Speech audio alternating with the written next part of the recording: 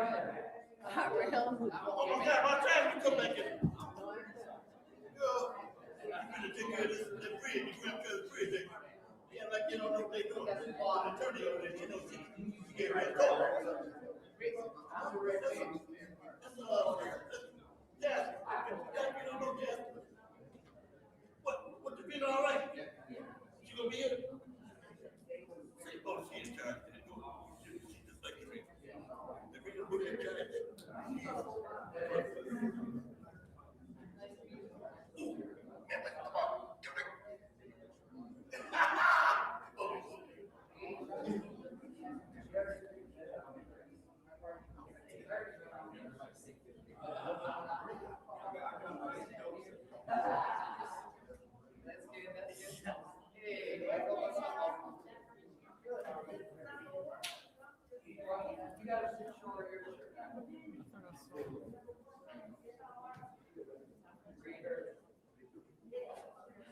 I saw Judy's truck. That's your seat. Used to be, but what's one used to be your seat? Something more. Oh yeah, the president got your seat. Yes, praise the Lord. How are you, Tom? Good. How are you?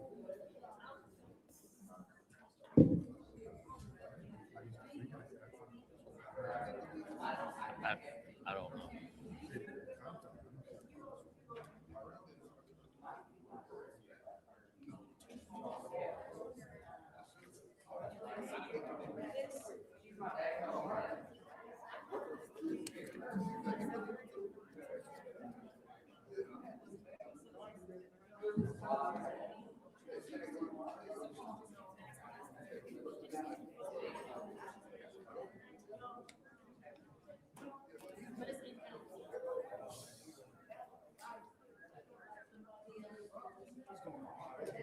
Hey, brother.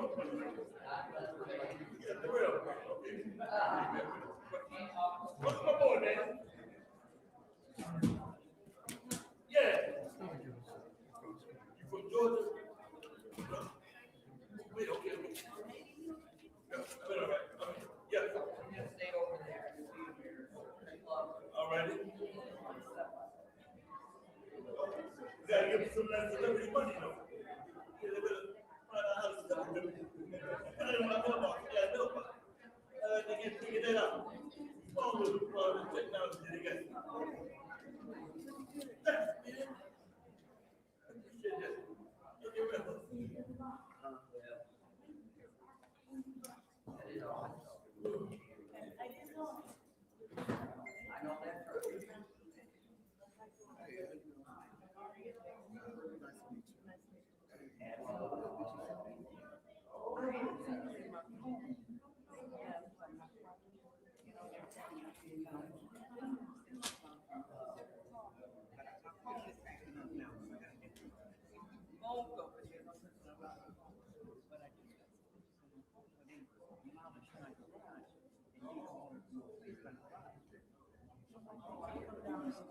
Thanks, man. Appreciate that.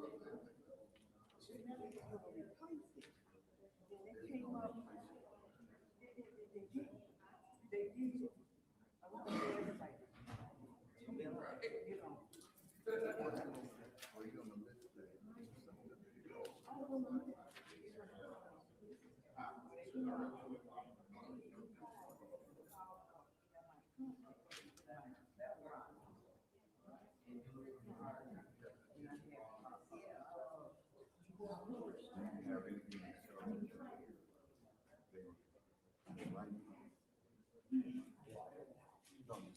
Yeah, I did. Yeah, I had something right that they was from the place my spot. Yes. From the back.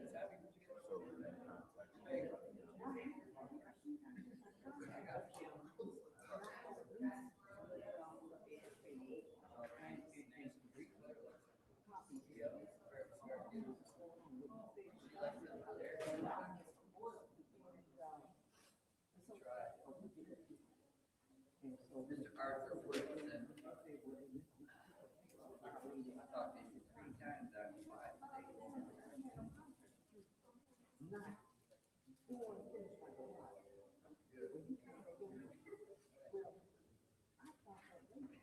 I don't know, my friend did.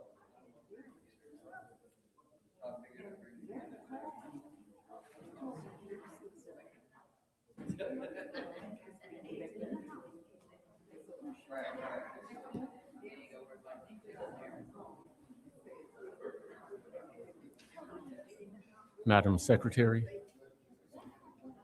the time is now 4:41. Calling this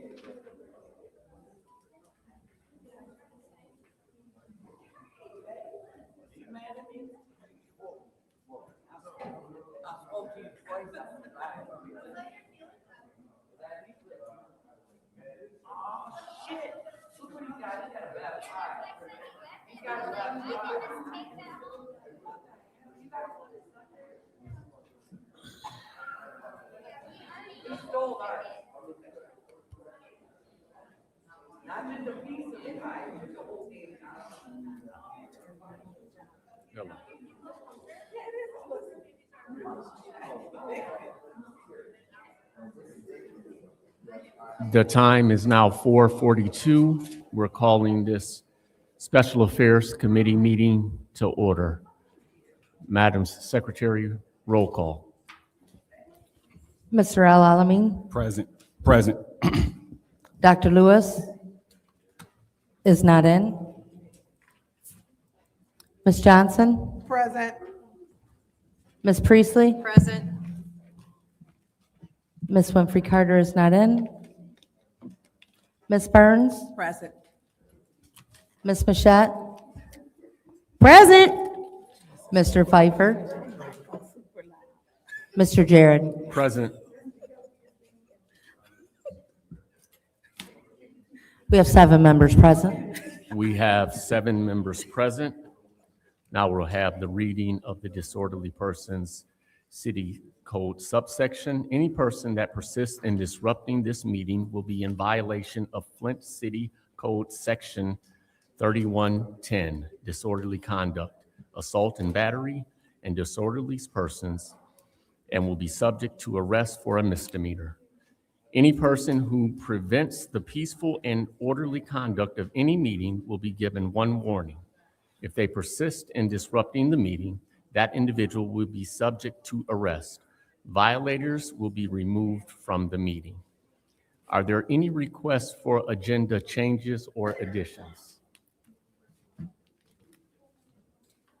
Any requests for agenda changes or additions? Seeing no movement, we will move on to public comment. Members of the public who wish to address the City Council or its committees must register before the meeting begins.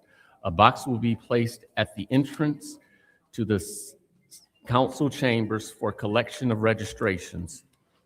No additional speakers or slips will be accepted after the meeting begins. Members of the public shall have no more than 3 minutes per speaker during the public comment, with only 1 speaking opportunity per speaker. Madam Clerk, the first public speaker, please. First public speaker is Michael Clack.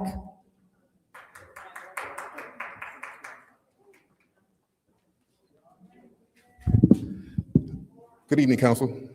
First, I would like to commend the council members who stood strong on fact and truth and refused to fall in line behind the mayor's $1 million Band-Aid proposal. It takes courage to stand on principle, and the residents of Flint recognize the council members who choose facts and transparency over political pressure. The mayor knew the water rate increases were coming. This did not happen overnight. In fact, the mayor himself called on the citizens of Flint to go to Detroit and speak at the GLEWA meeting about the proposed increases.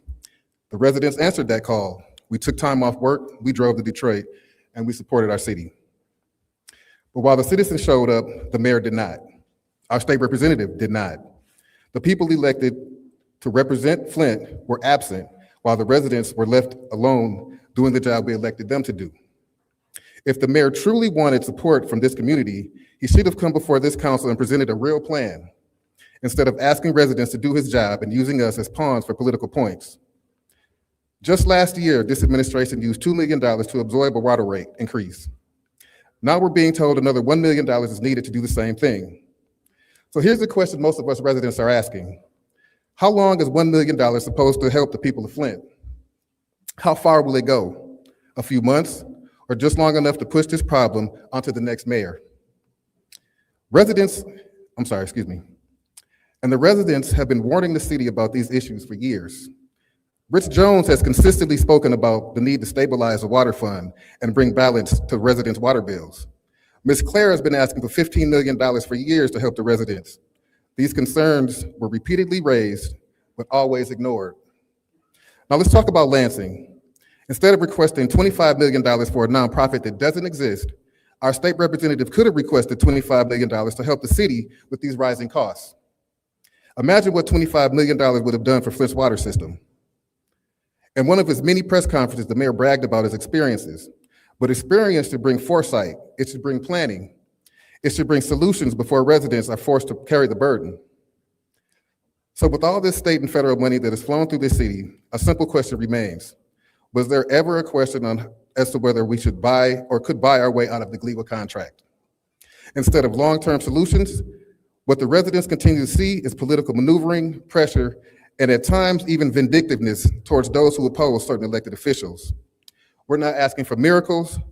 We're asking for transparency, accountability, and leadership that actually stands with us. Thank you. Thank you.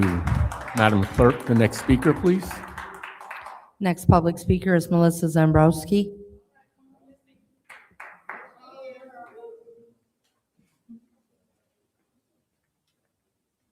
Hi, my name is Melissa Zaremski, First Ward. I was disappointed the mayor blaming City Council for not approving this because he doesn't have a plan. Considering, he asked for $2 million last year. What is he going to do after the fact when he doesn't have any money of this or any ARPA money left over? Which I'm not even understanding, obviously, where this ARPA money went to, as some city council were supposed to get some and have not received it. A lot of questions there. The residents don't want to sit there and the city keeps saying, we're going to cover this, we're going to cover this. And the next thing you know, when we see our water bill, we're going to be like, holy shit, where did this come from? I mean, let's start thinking ahead here. And my other issue is, Leon, you do not live in the First Ward, nor have you lived in the First Ward. So I'm not even really understanding why you're in that seat. All I could sit there and hope the FBI ends up doing something. I really don't know. But all this nonsense that's going up here, I mean, apparently, Judy, you did get a nice kitchen from Ashley Capital, from my understanding. I won't forget about Eva Worthing, who got apparently a brand new bathroom. Liddell Lewis got $1,500 in Halloween candy. Not sure what else she got. We seem to get a lot of people who are, in for themselves instead of the residents. LaShawn, I'm not going to forget about you neither, honey, because apparently, you won the lottery thing where you got a new roof, new porch, new siding, new windows, all that great stuff, where the residents have gotten nothing. Eric May sat there and proposed, I think it was, 16 million or something years ago for residents to get help. We haven't gotten nothing. $94.7 million came to this city. And what has benefited all the residents, not just a handful of residents? I'm just not understanding. I get it, it's election season, but if people look back at how y'all behaved and did residents and that, I really hope you don't win a re-election. especially you, Leon. Thank you. Thank you, Madam Secretary. Next speaker. Ira Mitchell.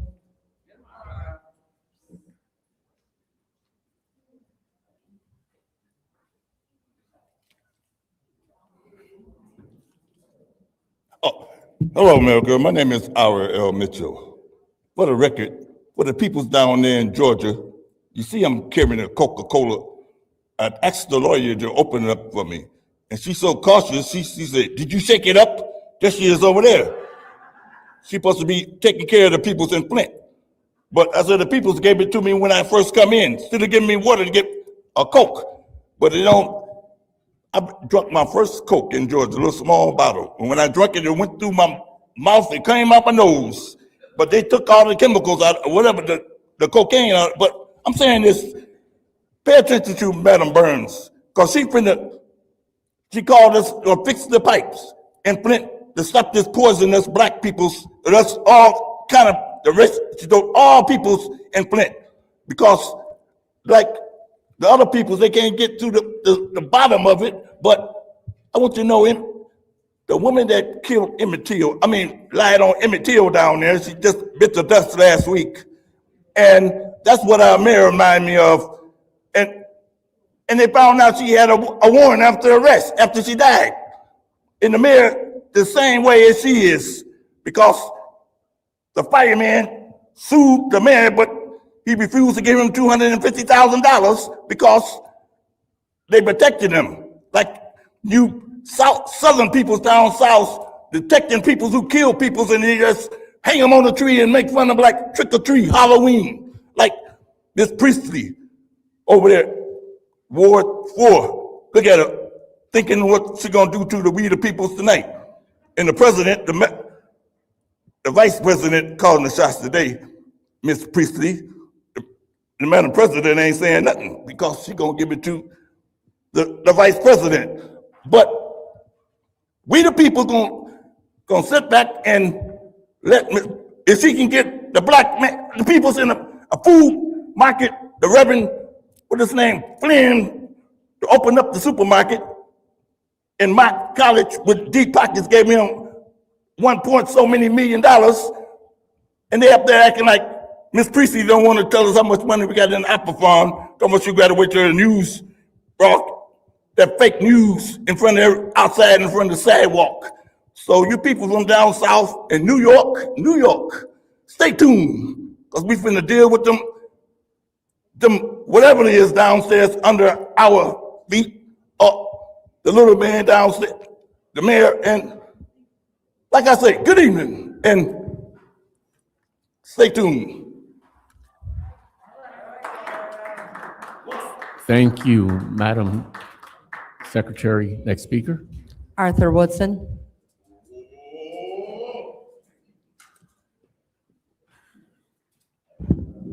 Good evening. I spoke with Councilman Jarrett and Councilman Pfeiffer about an issue that is going on. I put some pictures up last week from Ms. Towner, and it showed where they were doing better lead-safe homes, where they go in, fix the windows, paint, do different things from state money. Michael Kopner, I had no issues or beef with. Matter of fact, I congratulated him on the job, talked to him. They took our grant that we wrote to do in-home plumbing. And I thought that he would do a great service for the people here in the city of Flint. But after I saw those pictures and videos, along with Ms. Jamerson, and after I started seeing all the comments and receiving all the evidence backing up their stories, this needs to be dealt with, and I mean immediately. Immediately. Why do they think the people of Flint deserve less? Why do they think we are subpar? Why do they think that they can do anything to us? Because they feel that the people do not have protection.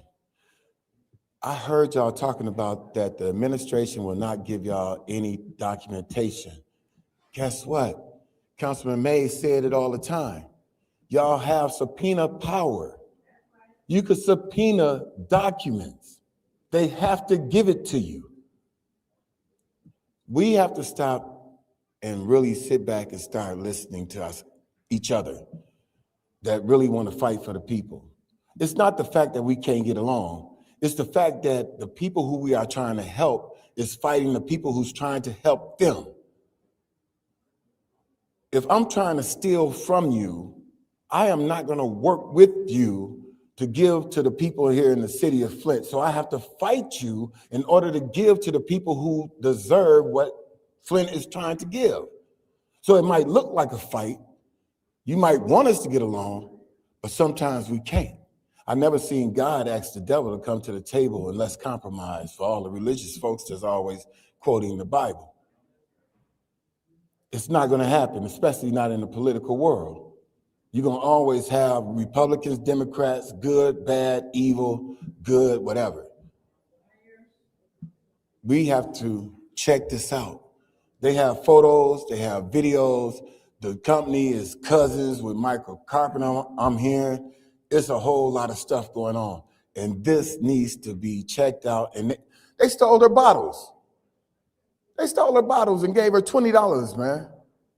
I'm serious. Talk to her. She got the videos and everything. Thank you. Thank you, Madam Secretary. Next speaker. Daryl Brown.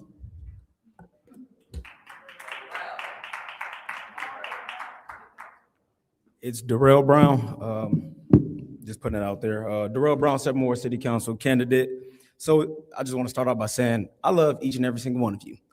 When y'all doing good, I got y'all back. That's 100%. I'm all about the people. So when y'all looking out for the people, great job. When you're not, we have an issue. I wanted to bring some youth down here, right? So they can get the experience. I'm gonna let y'all know something. They are scared to come here. They are. That's an issue. They scared to come down here because they feel like the police is gonna get called on. They seen some videos that have been surfacing, and I'm like, nah, come down here. It's not what you think. But when they see footage, I can't necessarily fight footage. You know, when people got taken out of here, that's the thing. I'm trying to figure out a way to, go above that to get them here. Some way, form, or fashion, I'm gonna do that. I can say this. One thing we definitely need here is love and respect. Regardless if y'all like each other or not, you should be able to work with one another. It doesn't matter what's going on. And that's what I aim to do, is work with whoever's willing to work together for the people. It's not about no personal agendas or specific agendas or anything like that. But what's unique to me is some of the things I wouldn't expect for people to vote for, and they do. It only leads me to believe that there's backroom deals going on. I'm not calling anybody out specifically, but it's kind of strange. If you're not doing nothing to align your pockets or go with where the money is at, then you would do everything you can in your ability to look out for the people. You would bring resources here and keep resources here. That's in the job description, making sure we hold the mayor and also departments accountable, checks and balances, right? And then also, if anything, make sure that people aren't taken from Flint, but bring things here, the resources, and keep it here. They shouldn't have to go to Grand Blanc, Davidson, or anything like that. They should be here in Flint. One of the things that I want to do is bring community centers here. I'm not going to tell you where, just in case somebody try to steal my, no, I'm just kidding. I can tell you I do, like Pierce School, right? What they doing with Pierce School? Nothing. They built it up. They're not doing anything, but why not make that into a community center for the youth? So I'm about the youth, and I'm also about the elders as well. I love hanging out with the elders because I can learn a lot from y'all. You know, the ones that's been, I'm the youngest person, and I'm looking at each and every single one of y'all. I'm willing to learn from y'all. I am. Teach me something. And I'm asking, just as a resident of Flint, you know, if you really are the leaders that you say that you are, I'm going to ask each and every single one of y'all. I'm going to ask y'all for insight. If you can't do that, that's going to let me know something. All right, thank you. Thank you, Madam Secretary. Next speaker. Sarah Houston.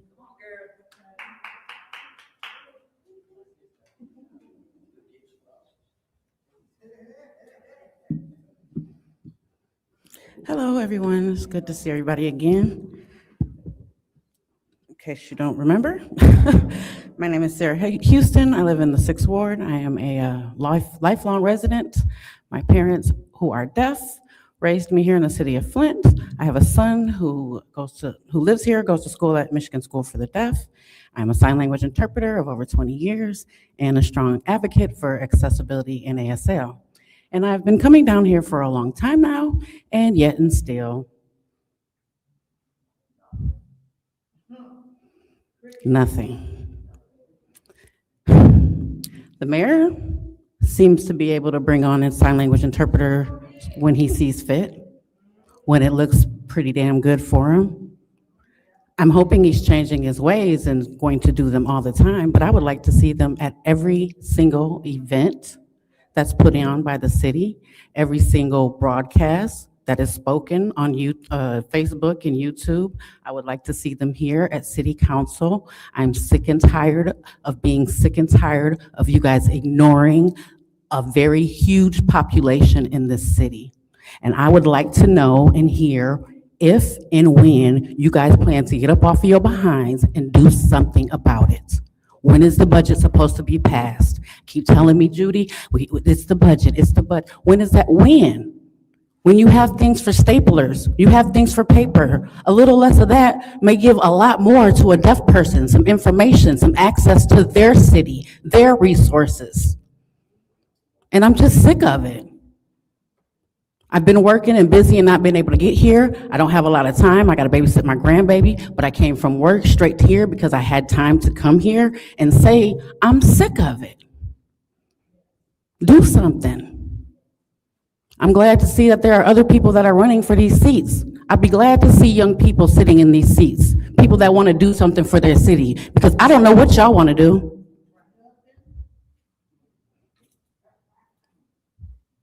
This ARPA money, Band-Aid stuff, ARPA money is supposed to be for resources, not to fix a problem that y'all fucked up a long time ago. Excuse my language.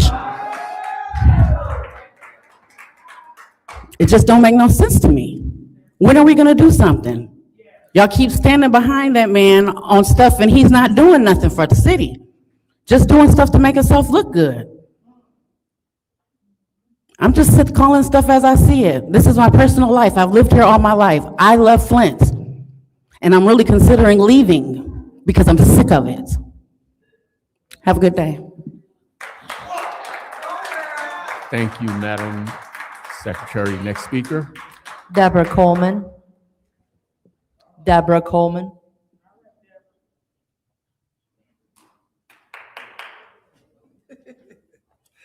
How y'all doing? My name is Deborah Coleman.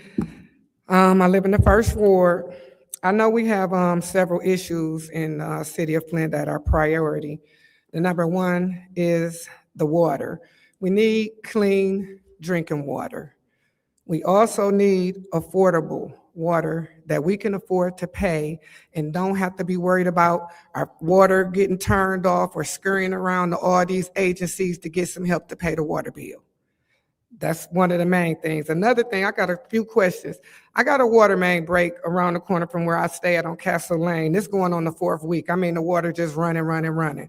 Nobody's done anything. They got some little stickers around there, but the water constantly running. We had the water main leak in front of Big John's that leaked all through the winter, had the roads icy for a little half a mile. That was really dangerous.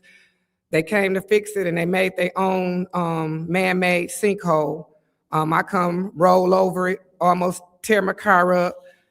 I'm just trying to figure out, I seen another, it's actually several main water leaks. And I'm trying to figure out why is all of a sudden, we got all these water main leaks. And then another thing, the sinkholes. Y'all keep patching up the sinkhole in front of the hammer droppers. Y'all done patched that a couple of times. Y'all put Apsalt on it. The one big sinkhole on 5th by Rallies, y'all put Apsalt and kept filling that. We got one on Pengelly that y'all got dirt and rocks in. When you come down that street, rocks popping all up under your car. I just want to know who is over this, who is giving the okay that, oh, that's okay, that's done correctly. Who's doing that? And if we don't have, like Ms. Burns said yesterday, if we don't have enough staff to do things, bring somebody from outside to come in and fix this stuff. I mean, this our city. I mean, it's just terrible. And we need some things done around here. We need some people that's gonna stand up and stand up for us. And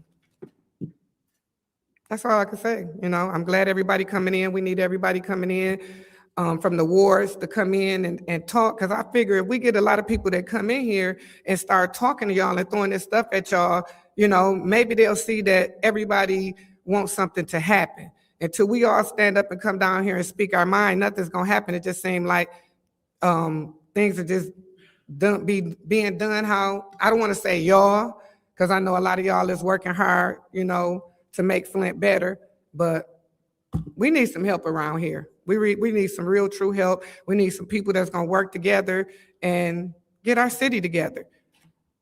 Thank you. Thank you, Madam Secretary. The next speaker, please. Claire McClinton.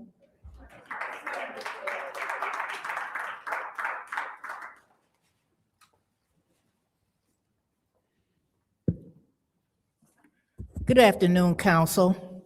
I'm here to suggest to you to stop doing the same thing over and over and looking for different results. Doing the same thing over and over and looking for the same results, which is usually bad and negative for the residents. Now, in 2022, City Council of Flint passed a resolution taking $8-point-something million out of the opera funds to pay a $300 credit for water. That's almost 10% of the whole opera fund that was used. Back then we said, well, what's the long game? That's a Band-Aid. How many of those people today water is off because they resumed the high water rates they had? Now, last year, you put an additional $2 million on the water fund. Now you want to put another $1 million. When does it stop? We need concrete changing solutions that change the whole trajectory of how we pay for our water.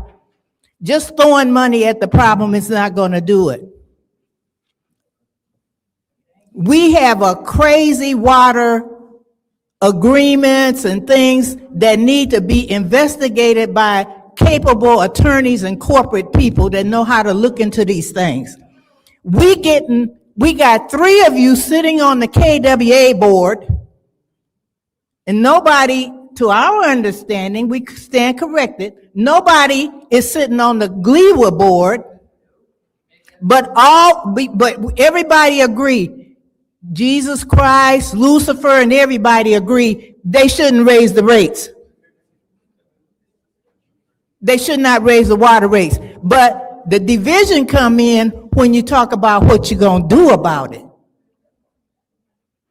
We had a damning report just a few weeks ago from Armanda about the status of the water, whose hundreds of people are facing shutoffs.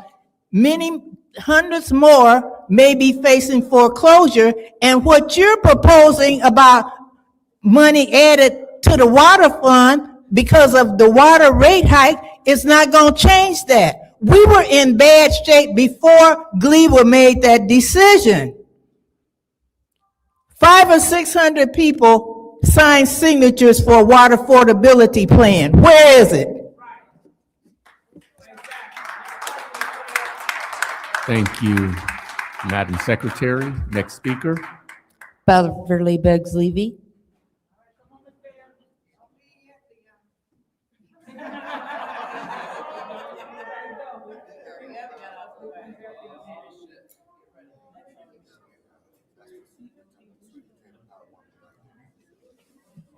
My name is Beverly Biggs Levy. I'm running for the 3rd Ward City Council seat. The deal is feels sad to be on the limb all by yourself. It's sad. But I know you big girl, you'll handle it. Leon, you guys need to pray for Kiki. I'm seriously.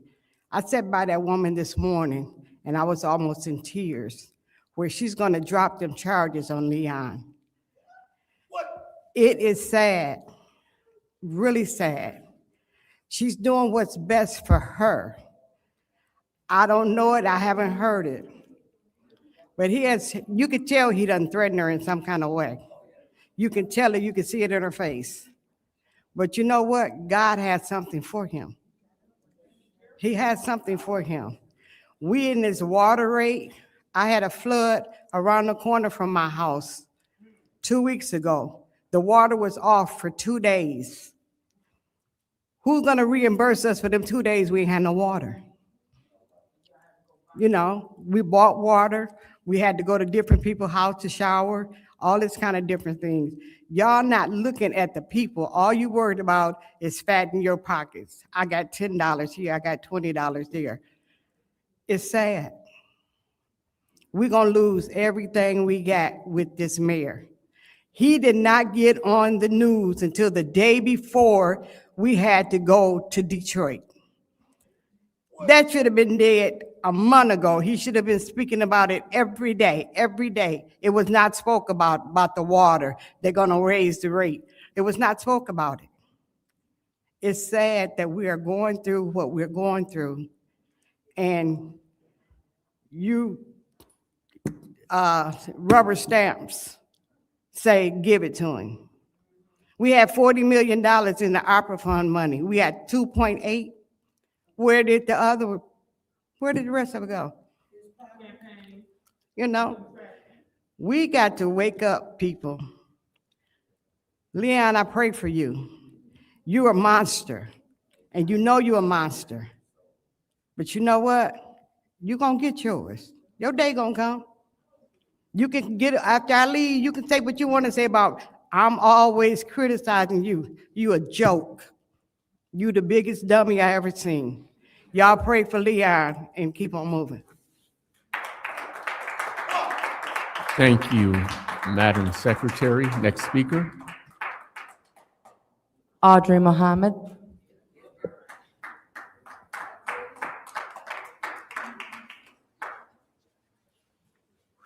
All righty, I'm Audrey Muhammad, Second Ward, also looking to get on the ballot for the Second Ward Council seat. Want to talk about the water main break that's right at my house. I made a phone call downstairs to DPW this morning, and they said it's 20 breaks that they have on record. Some have been over 2 weeks, and they're trying to fix the ones that's as a priority.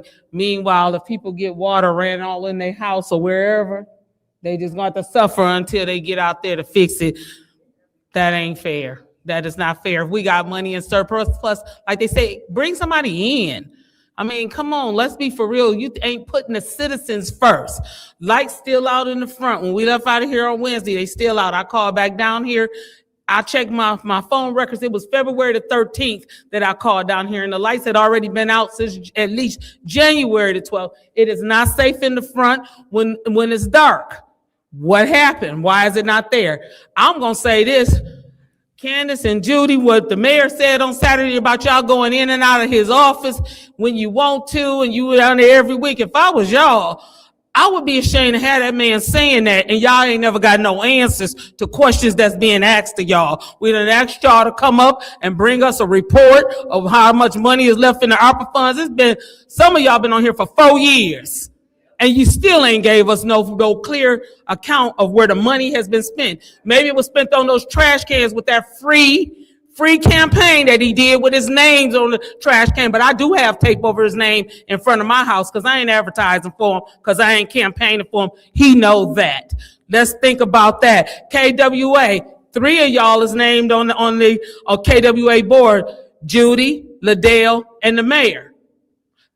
Get down there to Gleewa and make sure that somebody's on that board down there to represent Flint the way they supposed to, and quit letting us keep having an increased water bill the way we do. We know that you all have the ability to lower our water rates by going in, analyzing, and lowering what the service fees are.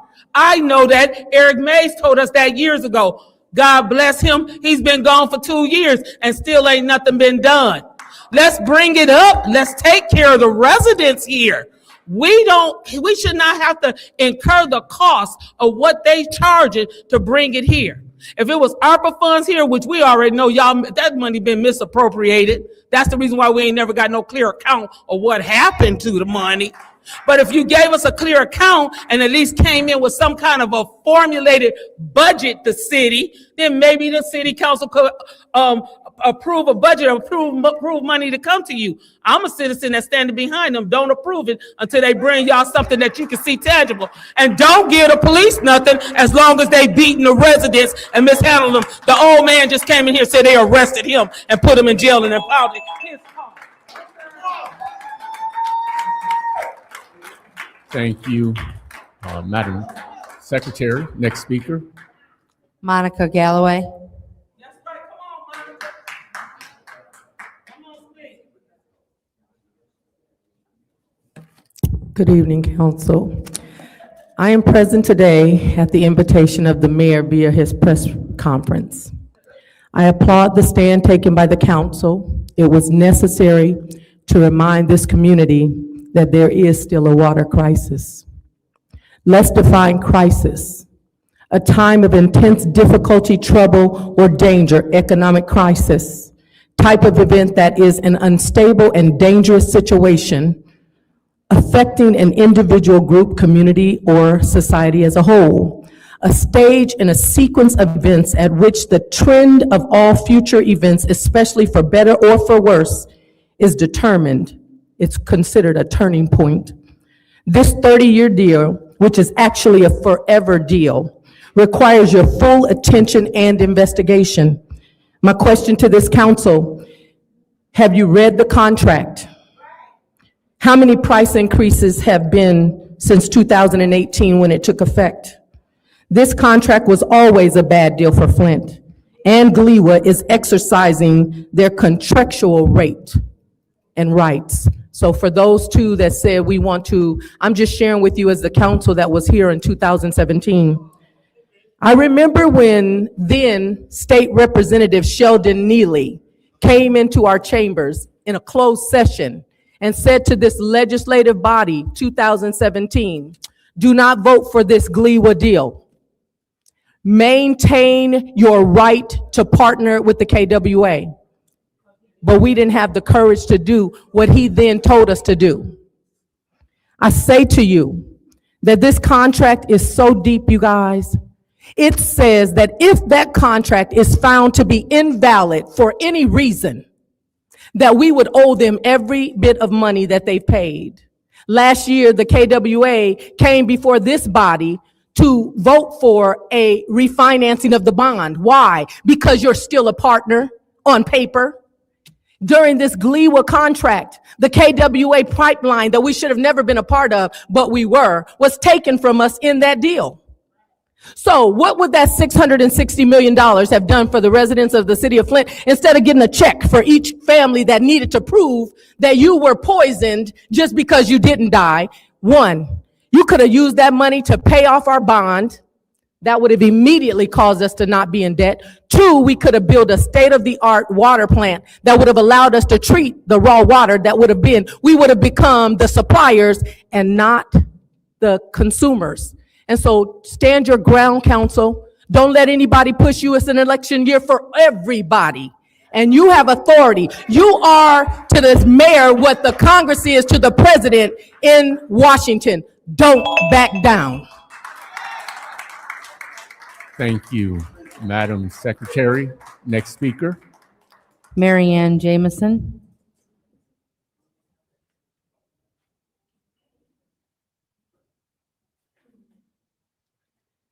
Good afternoon. My name is Mary Ann Jamison. I'm with the 2nd Ward. I'm here today because the lead program through Michael Carpenter came in my home, did some work, and then they demolished my garage. and did not replace it. They came up with some lies about, oh, you violated the contract and came back in the house. I was told to come back in the house. And they told me to come back in the house. It was safe. The city said you can come back in. It passed a inspection, everything. So when I come back into my home, me and my son, who the first person that come back in was Darren, and he the one that called me and told me it was safe to come back in. He knocking at the door. Oh, y'all in the house. It's a violation. Why would I come back in the house and I know it's not safe to come back in the house? You told me to come back in the house. There was a setup between him and Michael Carpenter, and I found out they cousins. What? They cousins. Whoa. They stopped me up so they can say I violated a contract, which was no contract. There was no verbal contract, and there was no written contract that they cannot replace my garage if I re-enter my home. There's a bunch of bull mess going on. Somebody pocketing some money somewhere. Somebody pocketing money, said they spent $77,000 on my house. They ain't spent nothing because there's no money that came out their pockets. That was from the government. I am mad. All my stuff was out of my garage on the ground with a top on it. And a lot of it got demolished. My tables, my dining table, my Creole tablet, all crunched up in a pile on the ground. I talked to several people, some of you from the council, from down here, and they passed me on to somebody else. They don't care. Y'all don't care about what they done to people's homes and what they doing around here. I'm mad. I want to file criminal charges on who all involved. You don't tear down nobody's property and don't replace it. You don't do it. It's against the law to do that. And somebody should care. Somebody should care. I'm from the 2nd Ward.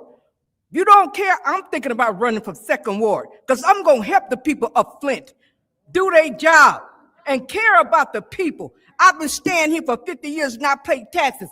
I am entitled to get help when I need help. And y'all need to get up off y'all behinds and do y'all jobs. Thank you. Thank you, Madam Secretary. Next speaker. This is the last public speaker, Lottie Durrett.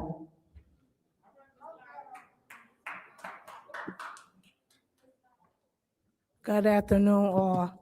I just got a few things to say. I think I recall the last meeting I was here, something about some money being given to some trucks or some people so they can start filling in and fixing those leaks. I thought some people came down here and asked for some trucks and some money so they can have the right equipment so they can, stop them leaks and them cracks in them roads. But I could be wrong, but I could have swore somebody came up here and somebody asked, would another truck be good enough? And this is the reason why y'all should get another truck, but I could be wrong. And then another thing, I still hear and said the water rate already went up. But see, ain't no wool over my eyes because I peep how 1 month my water bill one thing, then the next month is higher, then it go back to its original, and then another month is higher, then it's its original, like I'm stupid, like I don't know no better. I have had the same 2 people with the same 2 schedules for the last 10 years at my house. So that means either something is being done wrong, because I know it ain't wrong on me. So either my meter is being read wrong or somebody pushing up them hikes on my water. But I could be wrong about that too. I might not know no better. Maybe I can't count past 3. I don't know, but the math ain't mathing. And another thing, while we talking all this home and people stuff, my cousin was hit the same way over in 5th Ward. People came in, left her house damaged, tore up, looking like it needed to be remodeled, refurbished. She paid somebody else to come in. She was so upset and hurt that she paid somebody else. She didn't even want to argue about it or fight about it. When people don't have confidence in their administration, in their people, don't look at us and say, oh, they ain't coming. If people not coming because they don't have no belief. We believe ain't nothing gonna be done. So we looking at y'all like, oh, they sorry. They ain't no good. They ain't gonna do nothing. They lousy at their job. Nothing speaks good about what's going on down here, and Flint residents is tired. But you know what? You don't watch people when they loud. You have to watch people when they quiet, because bad boys move in silence. So you just have to watch when it's quiet. There's always a calm before the storm. I heard it's like 1,800 houses finna be up for auction off about water. 1,800 of them. They not telling y'all the truth. I'm telling y'all this next phase, baby. This next phase, y'all better get all y'all affairs in order with your water bills, with your taxes, with your foundations. I'm telling y'all they coming for that. That's the next move. They're gonna try to condemn you out, tax you out, water bill you out. Trust me, I've been hollering this for the last 2 years. Go back to some of these meetings and what I've been saying. I saw that master plan in 2006. They can tell you what they want to tell you. I'm going to tell you what I know. I saw it with my own 2 eyes. Thank you.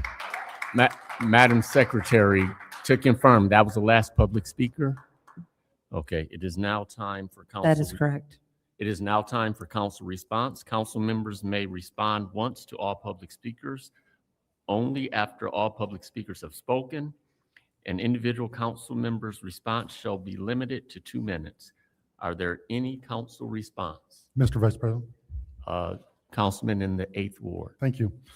A couple of things. First off, Madam Secretary, can you please add a discussion item to the next government ops to discuss the lead paint removal program?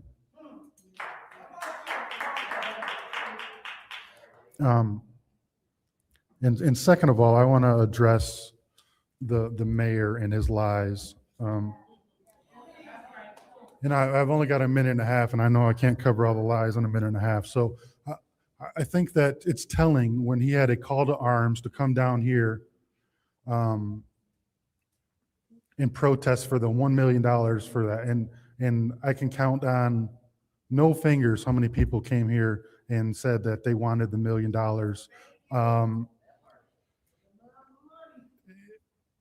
And there is no plan. And I would love to see a plan. To Ms. Claire's point, that what are we going to do with when the ARPA money is gone?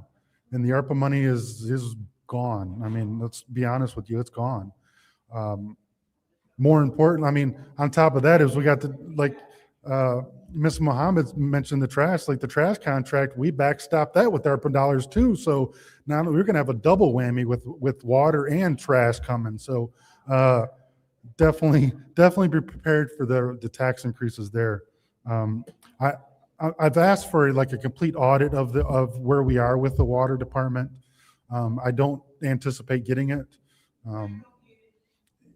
It's a sad day in Flint when we have been through the worst water crisis in history in America, for sure.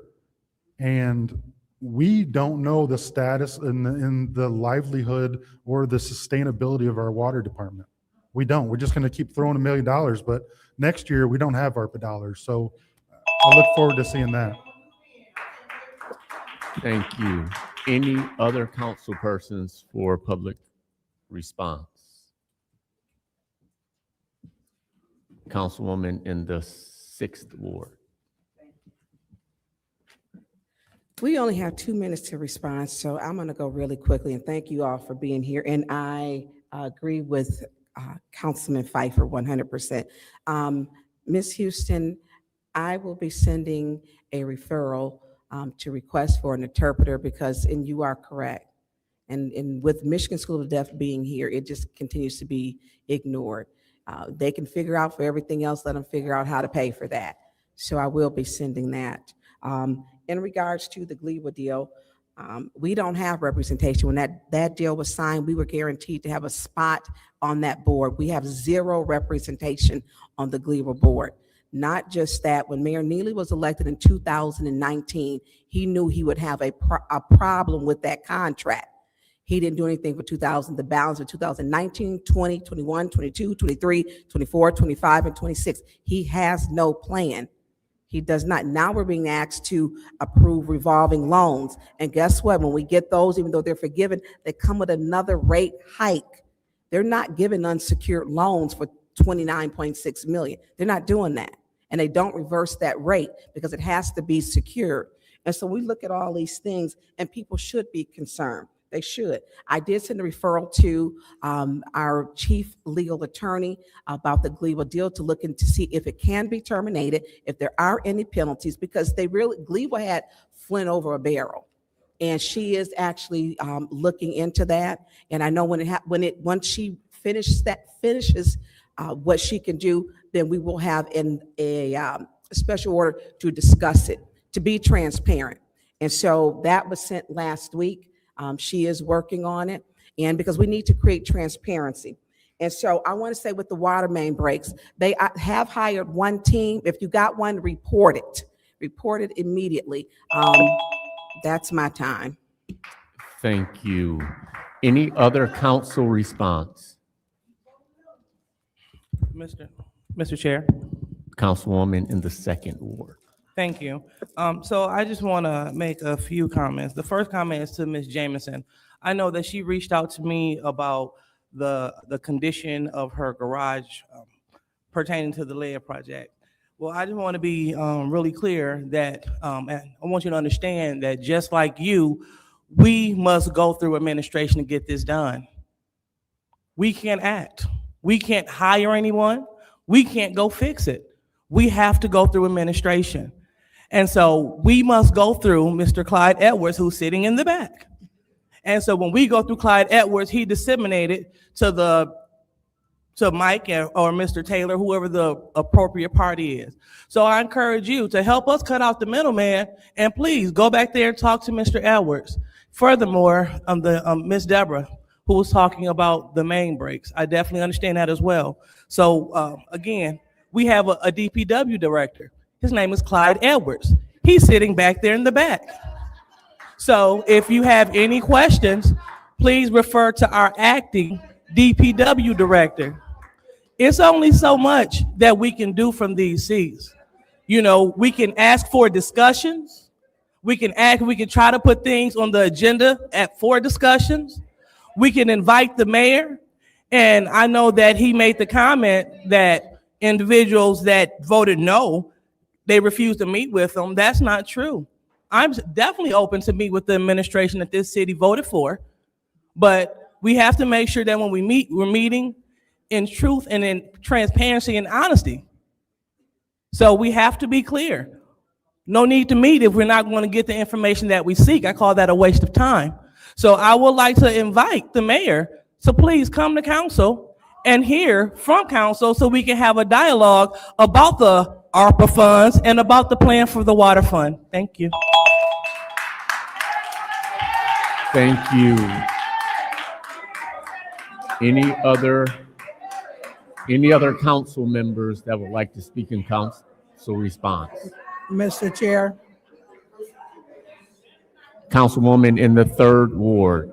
I did talk to, I'd like to thank everybody for coming today. I did speak to Clyde Edwards and Ed Taylor today about the water main breaks that are on Kirkwood, Briarmeyer, and they are doing something about it. We have 23 water main breaks, okay? And they have to do the main streets first. But I have been talking to them, and we had one on Briarmeyer that they said they had been trying to contact people and they hadn't been returning their calls. So I'm getting calls because they know that I'm also running for the second ward. And they're asking, they are in process of getting the water mains repaired. So that is in process. We also had one on Kirkwood. I also called about that one as well. So they are in the process of getting these water main valves replaced. So they will be down there and they will be checking them out. So they do know, they have been contacted, and you should be seeing some progress this week or by next week. Thank you. Thank you. Any other council persons that wish to speak during public comment? Seeing no movement, we'll move on to the consent agenda. Is there a motion? Mr. Chair, I make a Yes. motion to approve the, send the consent agenda to council. There's a motion by the councilwoman in the 7th Ward to I'll send second that motion. consent agenda to council, seconded by the councilwoman in the 4th Ward. Mr. Vice President, Yes.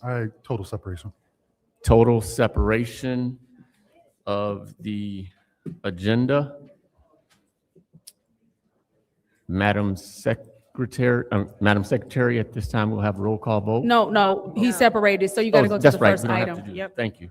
No problem. Resolution 260071, rescind resolution. Mr. Chair, Yes. I make a motion to, I forget how we have to do this. Send resolution 260071 to council. There's a motion by the councilwoman in the 7th Ward to send it to council. I thought I heard second by the councilman in the 1st Ward. Any discussion? Mr. Chair. Yes.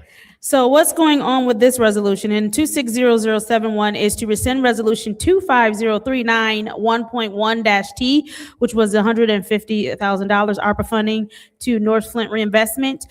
Council had previously approved this, but what happened was in the resolution, the wrong entity's name was in there. And so this resolution is simply correcting the resolution that council had already approved for the $150,000 for the, and this is for the food market on the north end.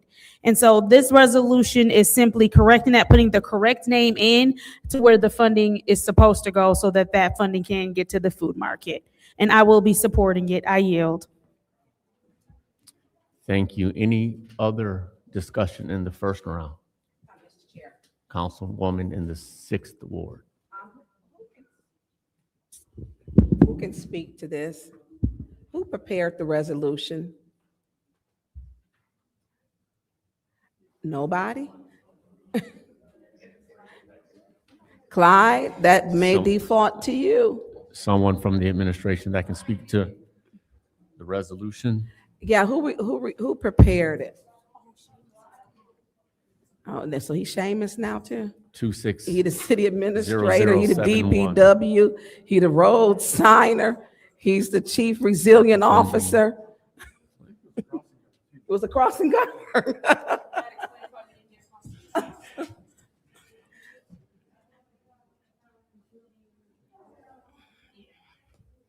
So, Mr. Edwards, some of these resolutions have been coming back, and it has been a problem with them that just error, that they're not being vetted properly before they're coming to us. So this one, the name has got to be changed, and this isn't the first one. I know, has St. Mark also been paid for theirs? And then I think there was a problem with Bethel. Who's completing these resolutions? I don't recall what this particular resolution. They got to change. There was some name change. I did hear about that. We brought up the name that was there on the state of Michigan documents, because we do it by the state of Michigan registration documents, how they've been incorporated. So we get the name off of those everybody has to turn that in when they're being considered for financial purposes. So this is just, it's the same. So was the original one the wrong corporation, or are these two separate corporations? Yes. And so why did we gentleman approve is- the wrong one at first? The first one would have been the right paperwork that was submitted. Apparently, there was some name change that took place, or a name change needed to take place in order to secure these funds. That's all I can tell you about that. So why couldn't we use the prior one? How long? I have no idea. Was it because, when I'm trying to think, I'm trying to think, because it hadn't been in existence in through you, hold on, Mr. Chair, to the city attorney. Attorney Gurley, is it a reason why we couldn't use the original? Not that I'm aware of. Now, the North Flint market has several LLCs. Okay. And the one that was listed in the original resolution is active and in good standing and the one that's here is active and in good standing. So I am not sure why there is a name change. Well, so what is the difference? I'm trying not to laugh. I have no idea, other than this needed to be submitted because it was Who made the suggested. request to have it changed? That would have been the person who put this together, probably was Jameis, and so I would have to go back to him. Okay, so, okay, Mr. Borley, how are you? I don't know very much about this either, but this is what happened, from my understanding. They have a nonprofit and a co-op. They wanted the money for the co-op, but they're under the nonprofit. So it was just a matter of the name was put under the wrong, it's the same people. Yeah, okay. That's all this is. Okay, so basically, it still goes to the food market. What about the use of the funds? I mean, It would still be whatever it was resoluted. so everything else stays the same? Yes, that's my understanding. Okay, okay, your understanding. So Attorney Gurley, does everything stay the same? Just the name change, not how they can use the funds, the use of the funds? We would need to look at the original resolution just to make sure, but from what is stated here, it is Okay. the same allocation for the same purposes. They're clarifying what the actual name entity it should go to. So both of them state that it's the same registered agent. So, I mean, we can always seek clarification from the North Flint Cooperative to make sure. Is anyone here from there? No. Yeah. Mr. Chair. Mr. Chair. Thank you. Councilman in the 8th Ward. So here's where I'm at. I understand that my colleagues want to pass this. I will be voting no matter what, but to me, isn't the North Flint Reinvestment also in charge of the the activity center? Is that under this one too? Because I want to make sure that my colleagues' intent was to make sure it went to the food co-op. So if it goes to the umbrella corporation that also is in charge of the event center, and these are general fund dollars, these aren't ARPA dollars, so they're not tied down the way ARPA dollars are. So Mr. Edwards, how do we make sure that these are spent for the intention of my colleagues that they wanted to go to the food co-op? If it's still under the same umbrella as the event center, As the attorney just pointed out, I think you got to go to the resolution and make sure. I don't think that we put stipulations on the resolution. That's my problem. That's my problem. I don't think that there's stipulations on the original resolution. Maybe I could be wrong, but I think it just it was just a generic resolution that was. No, this was allocated after the $40 million went to our general fund. It's not ARPA money. It's not. So here, I mean, I think that someone from the North Flint Cooperative or whatever their name change is this week needs to come before us and tell us how these monies are going to be allocated for the food co-op. So that's my opinion. I'll yield to my colleagues, but I don't support this no matter what. But to me, I think we need to put checks and balances in it to make sure that it's used for the food co-op. On this, it does state ARPA. Yeah, it's under the allocation, but it's not under the rules of ARPA spending. So That's it. The resolution doesn't. isn't binding to the treasury rules. Well, once we Okay. allocated the 40 million, Point of information. I'm still in What is- line, what is- Judy, hold on a second, please. And because we need to do this, if we're changing this, we need to do it right, so they don't have to come back. Okay. What And is your Yeah. My point of point information? is as I stated at our last, a meeting or two ago, that I learned that once we put that money in general fund, it now falls under the state regulations for how we spend the money, and ARPA rules no longer apply. So Mr. Pfeiffer is correct to that. Request for information or point of information. What is your point? Be it further resolved that the appropriate city officials are hereby authorized to do all things necessary, including executing any necessary agreements to appropriate the amount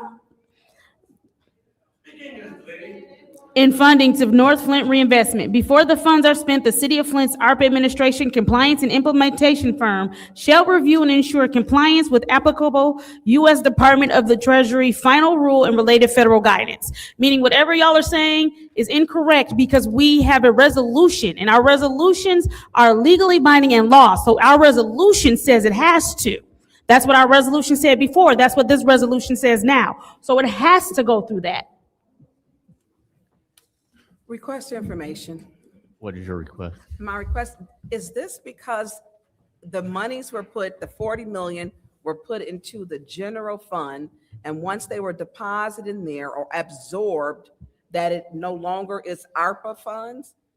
And so have we received something back from the Department of Treasury stating that once those funds were deposited, we are no longer required to go by the ARPA funds? And I didn't vote to put the 40 million in there. Yes, ma'am. Point of information. Miss in the, Councilwoman in the 6th Ward, once we allocated that to lost revenue, that was the allocation. I've been saying it for a year now. The ARPA rules no longer apply to anything of that $40 million. We say ARPA on here, but they are not applicable to the Treasury rules. What is your point of information? As I mentioned before, I have asked for a legal opinion on our resolution and with the status of where this fits into our ARPA regulations, or our ARPA resolution and how it works. And we have not received that back. And that is one of the reasons why I have not given any information, because until I have something from our legal department that absolutely says this is what it is, I'm not going to say it in person.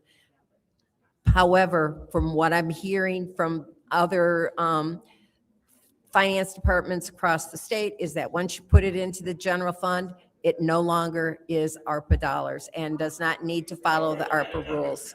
So, but I am waiting I'm for glad that you're legal finally opinion. admitting that, because I've been saying it for a year and I've been called a liar. I've been called a liar.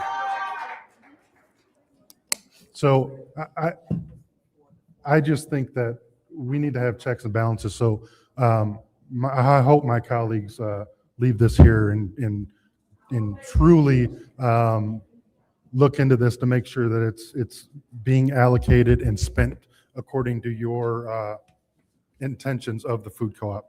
And I yield. Thank you. Thank you. Mr. Chair. I'd Hold ask on. for the floor. Councilwoman in the 4th Ward. Yes, so I am, all these shell corporations, LLCs, multiple ones, they have nonprofit for the food market is very confusing. And now to hear that I was not in favor of this resolution, I've never been in favor of it, I'm still standing by that. Excuse me, I'm going to call you to order. So, but I share the concern of Mr. Pfeiffer, of Councilman in the 8th Ward, regarding what was the intent for the money? How is it going to be spent? If my understanding is that it was for the co-op, not for the reinvestment corporation. And then the property is owned by another corporation, and it's just it's all convoluted. And unless we have some specifics, I'm going to vote against it. I always will. I always have. I always will vote against this. But there is some serious concerns, especially with the name change, when I believe the intent was for the co-op to have the money for operating expenses, and that is not the reinvestment corp who operates the co-op. Thank you. Thank you. Any other discussion in the first round? Mr. Chair. Let me make sure first round is. I didn't get a chance to speak in the first round. I was the first. Or Tanya was the first. Okay. Go ahead, Councilwoman in the 7th Ward. Thank you. Madam, through you to the attorney, Madam Attorney, and that be it further resolved, where it says what I just read. The resolutions, once they are approved by council, are legal and binding, so it has to go exactly how the resolution reads that council sent, correct? That is correct. We just have to make sure that the funding is coming either from the strictly ARPA fund or if it's coming from the ARPA replacement. So, but this is the thing, we had the resolution that council passed stating that before that money was put in the general fund, that it would still be treated as ARPA money, correct? And that any of that money, before it could be spent, had to come through council, and correct? So that is the resolution that we put forth. Okay, so that has to be reviewed because I don't want to misspeak. I need to see that resolution. Because, I mean, you guys did the ARPA replacement funding back in 2023, December of 2023. So I was not here. So I need to make sure of what were the constraints of that. Was there, because the way I've seen it, there's two separate ARPA funds. There's the ARPA that was dedicated to different organizations, and then there's ARPA for the general fund. So I think there's tracking that's going along with the ARPA that was put into the general fund, and they call that ARPA so that it's tracked. But once it becomes part of the general fund, then you have to abide by the regular rules of the general fund. So I have a meeting tomorrow with our investment group to go over these rules just to make sure, so I don't want to misspeak. But at this rate right now, the only thing I can tell you is that if This resolution was approved contingent upon we're using the funding from the ARPA food access category. okay, The resolution that we passed stating that the money would go into the general fund contingent upon council, anything before it could be spent, that council had to approve. We approved this based on that. okay. And so because that was approved based on that, I don't understand why we're all of a sudden saying that this is not subject to the ARPA rules as it states. I think that's a question that you've presented to your fellow council persons, right? That is the question that Councilman Pfeiffer has asked and the same question that Councilperson Priestley is asking. So what I've said to you is I have to ask the firm that is working with the city about how these dollars are being designated and what are the constraints. So I'm not going to misspeak. That's all I can tell you right now. And I need to look at your first reso. I just have the one that's here. So the issue was supposed to be whether or not these dollars went to the right organization. And then it morphed into.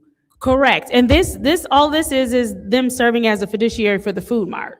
So that's all this resolution is saying, is that this organization is serving as a fiduciary for the food mart, and that our original resolution, only thing that's changing is who the fiduciary is for the money.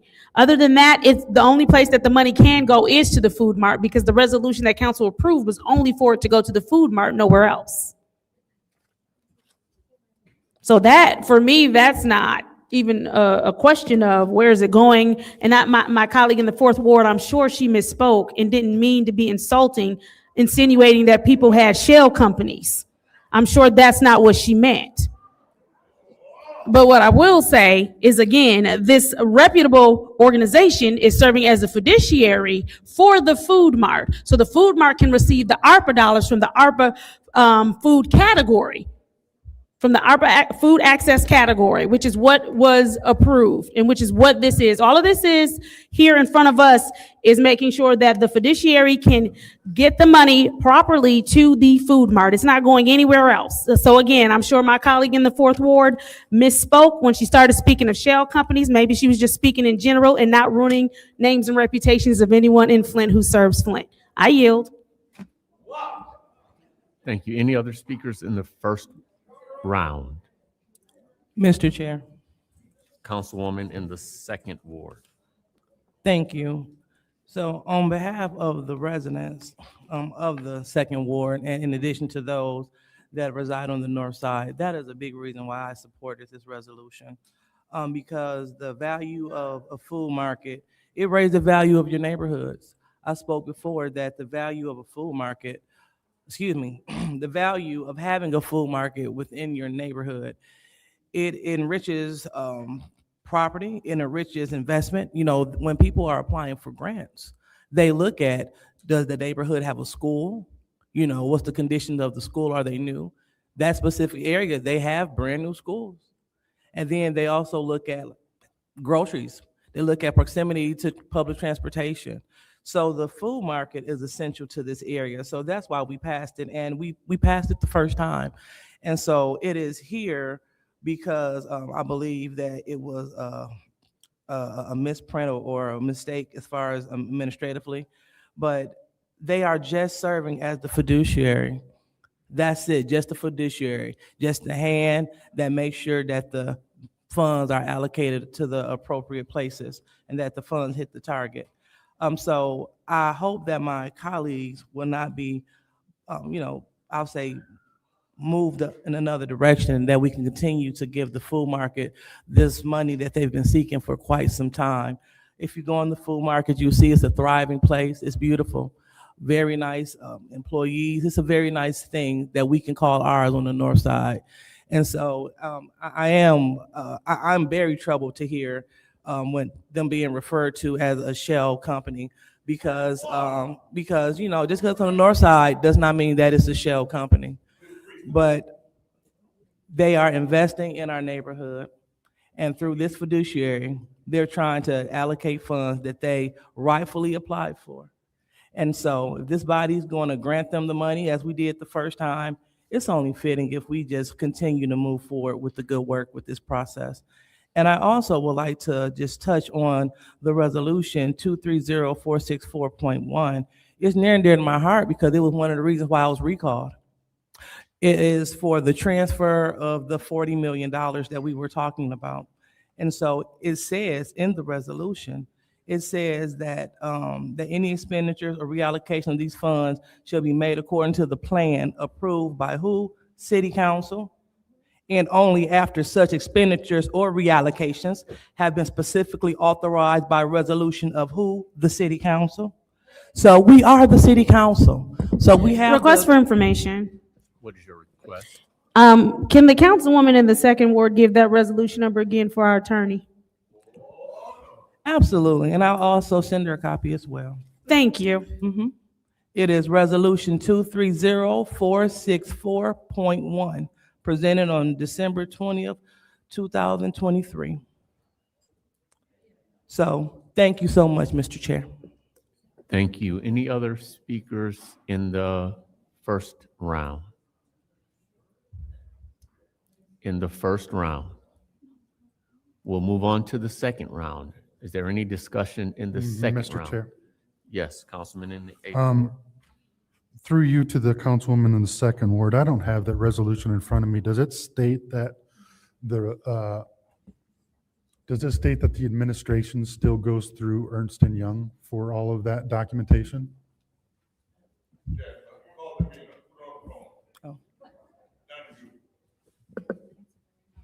So according to, I'll also send you a copy as well, because I sent thank one you. to Mr. Vice President.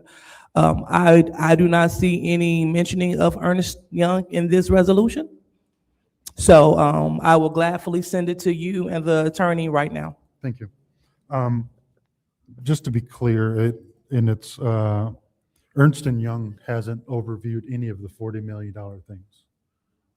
Any of the $40 million that this body has went to general fund and we claim it's ARPA, Ernst & Young hasn't reviewed any of those.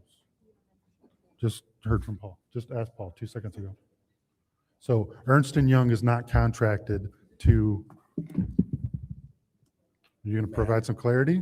Yes. Okay. No, yes, we are still sending any resolution that is discussed in council, that is ARPA, has gone to. Paul just Ernst & told Young. me 2 seconds ago, I asked him clear as day, is any of the $40 million that was transferred to general fund, was any of those allocations sent to Ernst & Young? He said no. You asked me if we were paying Ernst & Young for managing those funds.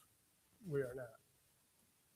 So so with part of the management is the documentation and the verification that the funds are spent properly, right? They're That's part of- So they're doing it for free? They are continuing to, they're still under contract. They are continuing to vet ARPA in every form. We still have conversations. We have a meeting every Tuesday to discuss ARPA, both the ARPA that is in the 287 and the ARPA that's in the 40 million. So what are they verifying if they're verifying general funds? Say again? I'm sorry, sir. They are verifying the way we spend general funds out of the general fund? No, they're making sure that the administration is compliant with its own programming that was set forth by City Council. We talk to them and say, this is a program based on what was approved in this bucket by City Council. But what are they cross-referencing to the rules of? They're not cross-referenced to the rules. They're cross-referencing to the fact that we stay consistent with what we put together. So part of the initial, and I'm out of time, was to manage those funds, and they're not doing that. So they have a separate contract? No. No, there's no separate contract. Thank you. Any other?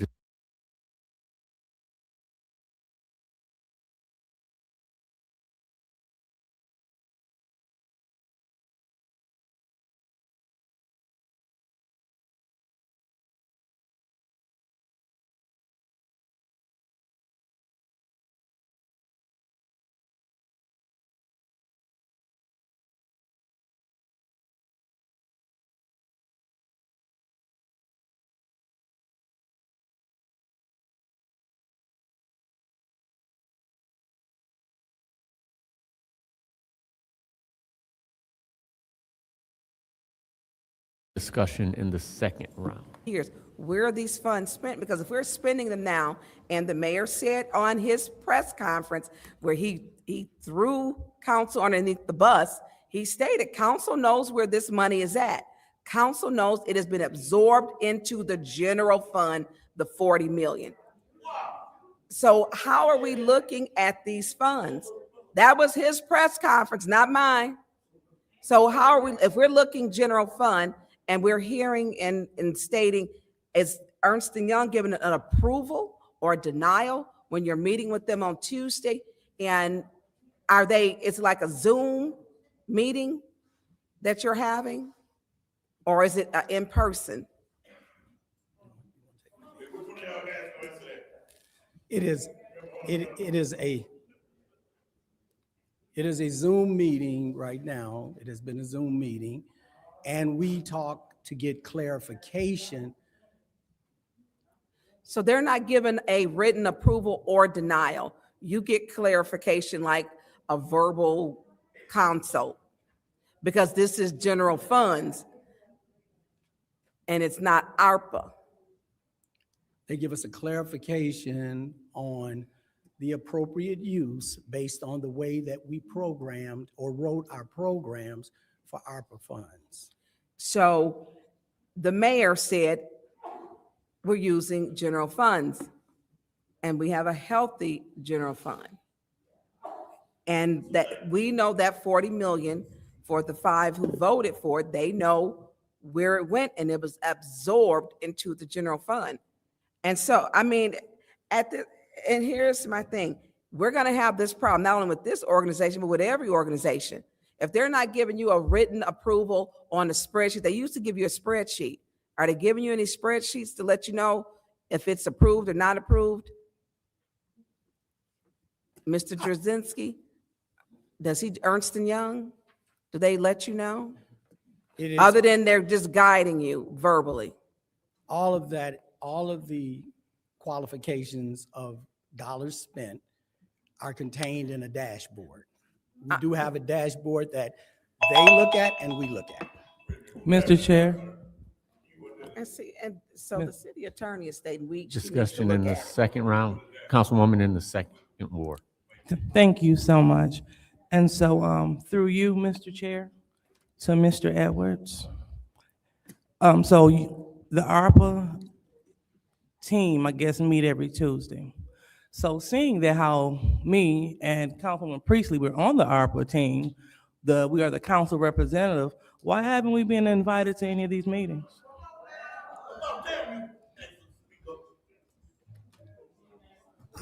I am not sure why, other than it is the administration's team that has been involved and is directly working with, as it always has been, the administration's team directly working with E&Y. I don't know why either. And again, that's troubling. So I know you just mentioned the dashboard, how things on the dashboard. Why don't y'all just print the dashboard and bring it up here? I've been asking since on paper, since February the 4th. And then I sent the email saying, we're going to discuss it February 8th. No discussion, no nothing. Last council meeting, I put it on the agenda. I attempted to, it was taken off. No discussion, no nothing. You all coming up here with no discussion, no nothing. And it's sad when we hear, us being accused of, stopping the city business, when honestly, administration, you're in violation of stopping the city business because we asked for some documents so we can make a lucid decision, but you won't give us what we need. So this is no vendetta. This isn't anything personal. This is just two things can be done at once. All we have to do is give us the information for ARPA so we have an understanding of where we're going from here. And please preview the resolution that says none of that money can move unless this body approves it. Request for information. What is your request? What is this ARPA dashboard that you speak of? Do you have access to it? I'm not even invited to the meeting, so I'll ask through you, Mr. Chair, to our speaker again. So what is this dashboard that you speak of, and do we have access to it? It is just a tool for all of us, meaning the administration, to understand what has been taking place so that we can come here and share information. But you all come here with nothing. And I disagree with that. And you're not sharing it. I disagree with that.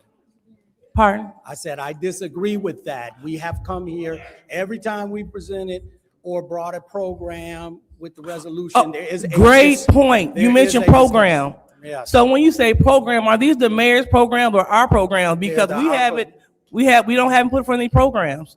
So what are your programs that you're talking about coming from these dollars on this dashboard that you give us information for? The programs are the ones that you authorize and the buckets that you authorize for the organizations that you authorize. And we bring every single resolution to council that outline that information. Every approval comes from you before we distribute the money. Thank you. Mr. Any Chair. other speakers? Councilwoman in the. Thank you. I just spoke to the city attorney, and she meets with Ernst & Young tomorrow because we do have a general fund and an ARPA issue. And so we need to make sure, because that is the legal department's responsibility to vet. We need to make sure, I don't know whose time is left, because I've spoken. Yep. You haven't. So I know that the city attorney will be meeting with them tomorrow. Yeah, was there a motion that you were making, or did the councilwoman in I'm gonna the let her 7th speak. ward No, wanna I speak? get. I'm gonna let her speak. Because it may be so. I mean, I'll take my time, but I've already said what I had to say. I'm in support of moving this forward because, again, as the city attorney pointed out, the only thing that is before us right now is whether or not we're going to change the fiduciary. So this doesn't change this resolution of whether or not we're going to allow them to serve as the fiduciary to give the food mark the $150,000. Even when she goes back, I mean, obviously that is something that is pressing for council to get an answer to moving forward about what is a legally binding resolution that council approved, therefore it has to be followed. But I'll let the attorney come back and tell us that. But Request that, for information. yes, ma'am. Oh, Oh, I'm sorry, I'm not the chair. Oh, yes, The request? right. I'm sorry. To you, do we, if it is general fund, do we need to change the resolution because it says City of Flint ARPA? I mean, and I think we need to make sure we're wording our resolution correctly. So the only reason And I that's was, what the city attorney had stated. okay. I would agree. I mean, at this juncture, you need to make sure that the language is correct so that when you go back to check to see where the funds are coming from, you know exactly what that should be. Sounds good. I make a motion to leave this here in special affairs. There's a motion to leave Resolution 260071 in special affairs by the councilwoman in the 7th Ward, seconded by the councilman in the 8th Ward. Madam Secretary, roll call. Dr. Lewis, Yes. Ms. Johnson, Yes. Ms. Priestley, Yes. Ms. Winfrey Carter, Yes. Ms. Burns, Yes. Ms. Mashat, Yes. Mr. Pfeiffer, Yes. Mr. Jared, Yes. Mr. Al-Alamin. Yes. 9 yes, 0 no. Vote is 9 yes, 0 no. Resolution 260071 will remain in special affairs. We are now moving to ordinances. Nope, we're on Oh, I'm resolution. sorry. Put these back on. 260082, collective bargaining. Mr. agreement. Chair, Yes. I make a motion to send resolution 260082, the collective bargaining agreement, City of Flint, Flint Police Officers Association to council. Motion to move 260082 to council by the councilwoman, councilwoman in the 7th Ward, supported by the councilman in the 1st Ward. Any discussion? Mr. Chair. Yes, councilwoman in the 6th Ward. Thank you. So we do now have the figures that Mr. Moore or Mr. Borley, I don't know which one, we were waiting on the figures. And I want to say this. I didn't appreciate the mayor gaslighting this community because we were not holding this up. But when you come unprepared with figures that we shouldn't have had to have asked for, no one said that they weren't supporting the police, but that was a soundbite for him. And it just wasn't true. We had 0 figures on how much for each year that this contract would cost. We had nothing. So it was basically saying, here, vote on it. We now see that those guaranteed 5 votes aren't here, that we all have to do our jobs. And that's the way it should have been all along. And so, Mr. Moore, so thank you for you and Mr. Borley said you would have it ready Monday. Thank you. We appreciate that. So can you tell us about the cost? And you did state that you felt it was comfortable enough that the city could afford it. You've got the floor. Can you tell us about your figures? The first year, we estimate that we'll spend no more than $600,000. We have calculated the retro pay, and we estimate that's going to be, if it was paid out as of the last payday, it would have been about $280,000. 280,000? That's correct. And how long would it take before our officers receive that? Under the contract, we have 30 days to calculate it and pay the officers. We'll obviously have to wait until we get the timesheets again before we can calculate it. So it'd be after we get the timesheets, and then we'll start the calculation again. Okay. And so this is a 3-year contract, and it's going to become effective. It'll become effective as soon as the city council takes action. Okay. So I appreciate you getting the figures. And how many officers will this affect? 61. So 61, and it's just our patrol. Right, that's correct. Okay. So our officers, and I have talked about the chart. So they are really now up to about the rate that on that chart that they're still, I think, below University of Michigan. They're going to be just about equal with Grand Blanc, maybe 6 or 7 other agencies, but it's just equal. So for me, when I look at it, is this really a great deal? I'm not going to say it's a great deal, but they voted on it. Because here's the thing, the municipalities that get around the same pay run about 4 to 7 calls. Flint police officers are running anywhere from 20 to 30 sometimes. And so they're working 5 times as hard for the same pay. And they get burned out. And so we know it's campaign season. So for you officers, you will be a bullet point as he asks you to endorse him on there. But this was not your best deal. It was not, because you work 5 times harder. The municipalities that don't have homicides, opioid crisis, you don't have 20, 30 calls or 50 calls on the board when you come in to where you never are able to catch up. I appreciate what you do, but you deserved more than this to retain you. You deserve more. But you will be a campaign bullet point that he got you this greatest deal, which it actually states this is the largest financial increase for police officers in the history of Flint. But it doesn't speak about the fact that you were left behind for years. It does not. Thank you for serving and showing up. I hope that this helps to improve, but your next one, you need to make sure, when Councilman Mays was here, he made sure he appreciated and told our officers, you deserve more. And understand that we get you're doing 5 times the more work and you're appreciated. This should have been more, but I will be supporting this. Thank you. Thank you. Any other discussion in the first round? Councilman in the Chair. 8th Ward. Yeah. I want to just ditto what Councilwoman Burns said. During the committee meeting, at no point did any council member state that said they were in opposition to this. They were asking questions about cost. And I even spoke to the police officers that were here and the union people were here and told them that we just want cost.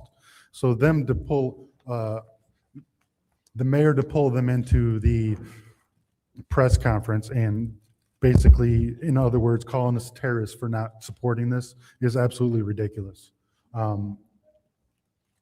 It just boggles my mind on how much he wants to just throw fire at council and try to cause chaos when at no point it's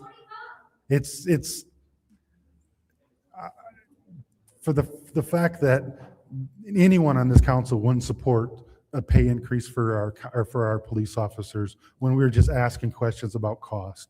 It's funny to me.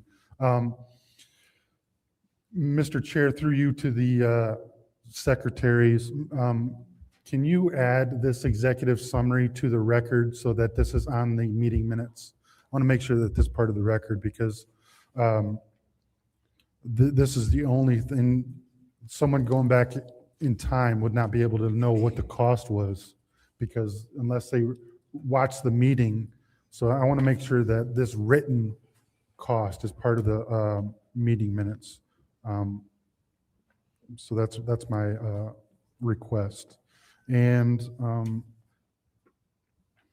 I think Councilwoman Burns stated clearly that our police officers are overworked and underpaid. They have been for years. And of course, you know, we all knew that this was going to come during election season, that you should have held out for more. I mean, to me, you guys could have got 10 or 12% and got paid more than the county. I don't know why you guys didn't hold out, to just being honest with you. And you probably would have got full support. So it is what it is. Thank you. I yield. Thank you. Any other discussion in the first round? Mr. Chair. Yes, Councilwoman in the 7th Ward. Thank you. I am in support of this, as I've been in support of this. I feel like this is one of those things that we're long overdue. We constantly talk about our retention numbers as far as officers are concerned and them leaving. One thing about it, whether we like the terminology or not, it is historic because we've never had this many officers vote yes on an agreement. So that's the thing that makes it historic. Certainly anyone who risks their lives by going out and going into all of the situations that our police officers end up in and our firefighters, you deserve an amount of money that I don't think anybody is able to pay you. And I think that when the time comes for you all to get more, because you certainly deserve more, I will be standing behind you to get that as well. But we are here today to vote for you to get what you all unanimously voted on, and I am in full support of it. You will have my yes in special affairs. You will have my yes in council. I yield. Thank you. Any other discussion in the first round? Mr. Chair, Yes, Councilwoman in the 4th Ward. I've always been unwavering in my support for our police officers and in the fact that they have been underpaid. The wages that our officers get, as our councilwoman in the 7th Ward has stated, have been notoriously low. They are overworked. I've spoken to several officers and they tell me, one person told me he had like 3,000 new cases for the year, and that was in September, if I'm correct. We can't stay up on top of that. Maybe this way, by increasing our pay, we can recruit more officers to come to Flint. And Ms. Mashat and I have also been discussing about options on what we can use to incentivize police officers to come and stay and live in our community. So I am 100% behind this contract. I wish it was more, but it is a negotiated agreement, and I have always stood by that and said that all wages are negotiated, and I stay out of that. But I am going to proudly support our officers, as I have done since the day I was elected, and vote for this contract. Thank you. Thank you. Any other discussion in the first round? Councilwoman in the 2nd Ward, are you? Sure, I'll take the floor. Thank you, Mr. Chair. I'm 100% for it. I echo the sentiments of my colleagues. I don't think they get paid enough for what they have to endure. But in the meantime, yeah, they are here, and as long as they are pushing to be Flint strong, we are pushing right along with them. And so thank you for bringing the information that we needed. So through you, Mr. Chair, to Mr. Pfeiffer. So were they supposed to put it in the resolution, or is it good to go?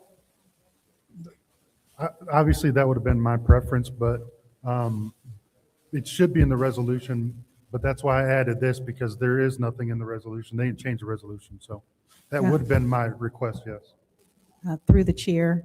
All right. I'm sorry, I'll wait. Oh, well, through the chair, this resolution, as it's reflected here, is the way that the resolution is normally written. So that's why it wasn't changed, but we made sure that the actual tentative agreement was attached to it so that it is for the record as well. Thank you, Madam Attorney. Thank you, Mr. Chair. Thank you. Mr. Chair. Yes, I would Councilwoman like in the to 5th take- Ward.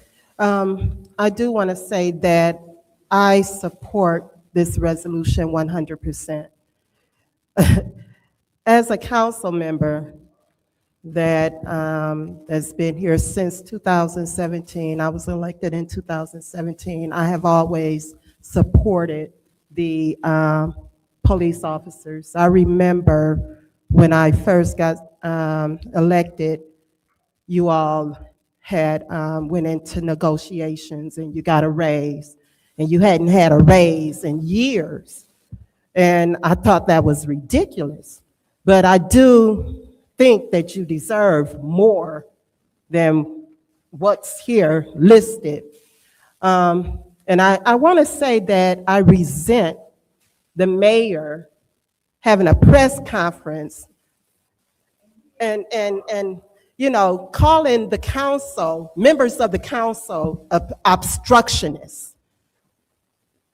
We never said that we weren't going to vote for this. We want numbers. I will never vote on anything without knowing the financial implications that it will have on this city. So if I'm an obstructionist, so be it. I'll continue to be an obstructionist. And then I'm going to say, Mr. Moore, as our CFO, I would hope in the future that you would come prepared with the numbers. Okay? We need numbers. Because we hold the financial purse string. The council does. We make the decisions. We vote. So with that, I'm going to support this. But in the future, I would hope that you would come prepared with all of the numbers that you may think that the council members would want to have to make an informed decision. Thank you, Mr. Chair. Thank you. Any other discussion in the first round? Any other discussion in the first round? Then I'll take a few minutes here now and also state that for me, in between the getting of the introduction of the resolution by way of an email and public notice that there's a special meeting being called, I think the day before. And then the information that was shared and discussed in closed session. For me, I felt for as deserving as those that serve are to receive increase, it would have been irresponsible of me in my fiduciary capacity as the council person in the 9th Ward to approve that resolution without understanding the financial impact to the citizens and the taxpayers of this community. So in that's why I was unwilling to approve it in that evening. But even in it not being approved that evening in that special city council meeting, there was desire of council persons to want to see this happen for our officers. That's why it got moved to this meeting so that we could get the information that was committed to us so that it can now go to a regularly scheduled council meeting where I believe what you're hearing is this is one of those resolutions that likely will go 9-0, which it should, given good information being presented to us at the point of introduction. There should be more 9-0s than 5-4s. You provide, and I guess I'm looking at you, and I don't mean for you to take this personally, so I'll look up. You, Lord, provide for us a resolution that not just is sentimental or could pull on heartstrings, but is for the betterment of all that makes sense in all regards. I believe you have a council here that will and does want to support this community. We are not by nature, and I'm going to speak to this, and I'm not going to be long in it. We are not by nature obstructionists, and that's all I'm going to say, because I'm not going to do back and forth. But we are persons who want and have taken on a responsibility to work in the best interest of not just our individual selves, but the community at large. So that said, I'll yield the rest of my time in this round. Any discussion in the second round? Yes. Councilman So Ayford. just to be clear on what the city attorney stated, it is correct. This is the way that our resolutions are written. However, when we ratified the AFSCME 1600, we got a staff review that said financial implications and the dollar value. So I just want to, and that's what we were asking for. Like when we ratified the 1600 contract, we got it. Staff review form. We got nothing with this one.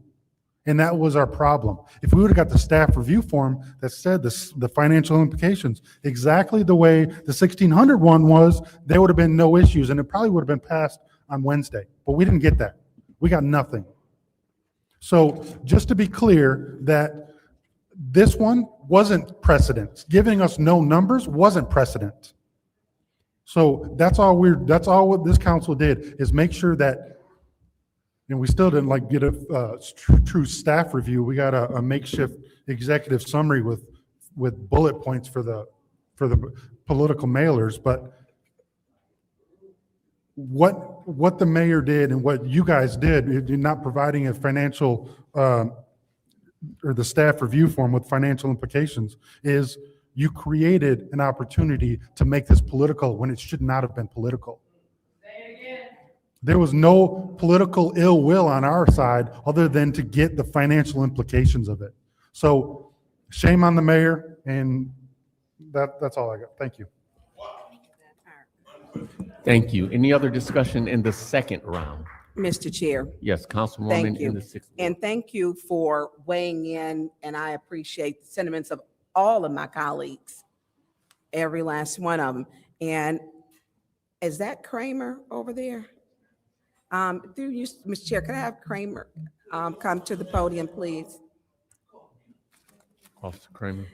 Congratulations on your promotion a few months ago. So let me tell you this, thank you for what you do. And I know that it's not an easy job. And I know it's going to be a hard temptation because he's going to ask for an endorsement for the union. I would ask that you probably resist that. He didn't get your best deal. He got the best deal for himself because that's what he likes to do. Everyone on this council has been saying our officers need more. That is the one thing to be paid more that they have agreed on. This mayor has consistently divided this community, which makes it hard not only for us, but for you when you're out there with broken promises, mistruths, and calling people demon seeds. He does that.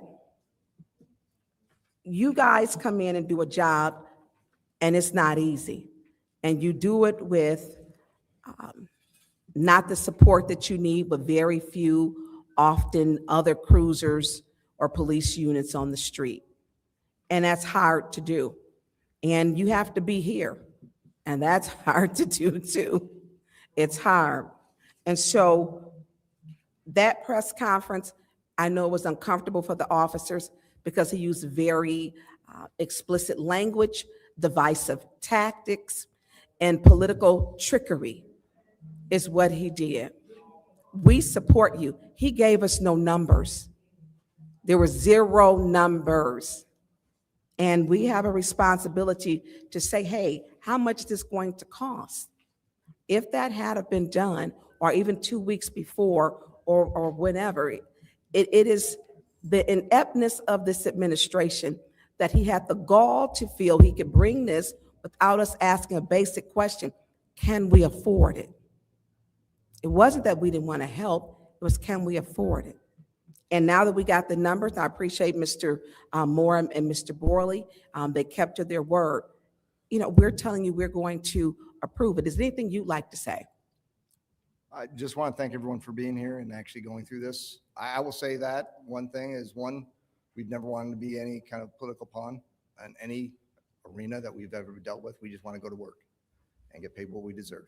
And we believe with the 60-0 vote, that's what we deserve right now. I think you deserve more. We might want to deserve more, Yeah. sure, but Yeah. we actually want to have the city. You work harder survive than too. other townships and other municipalities, and thank you. That's understandable, man. Been here for 29 years. I can deal with it. Oh, well, thank you. Thank you. Any other discussion in the second round? Through the chair. Yes. I do just have one other item that I'd like to add to this, is that not having the staff review really was inadvertent. During this time, the police had ratified, well, they had voted 100% to accept this deal. We also had to have the budget in by the first Monday in March, which was March the 2nd. So the Friday before is basically what we were trying to make sure that we get the budget in. And so this staff review did fall by the wayside, which is why you have the executive summary today.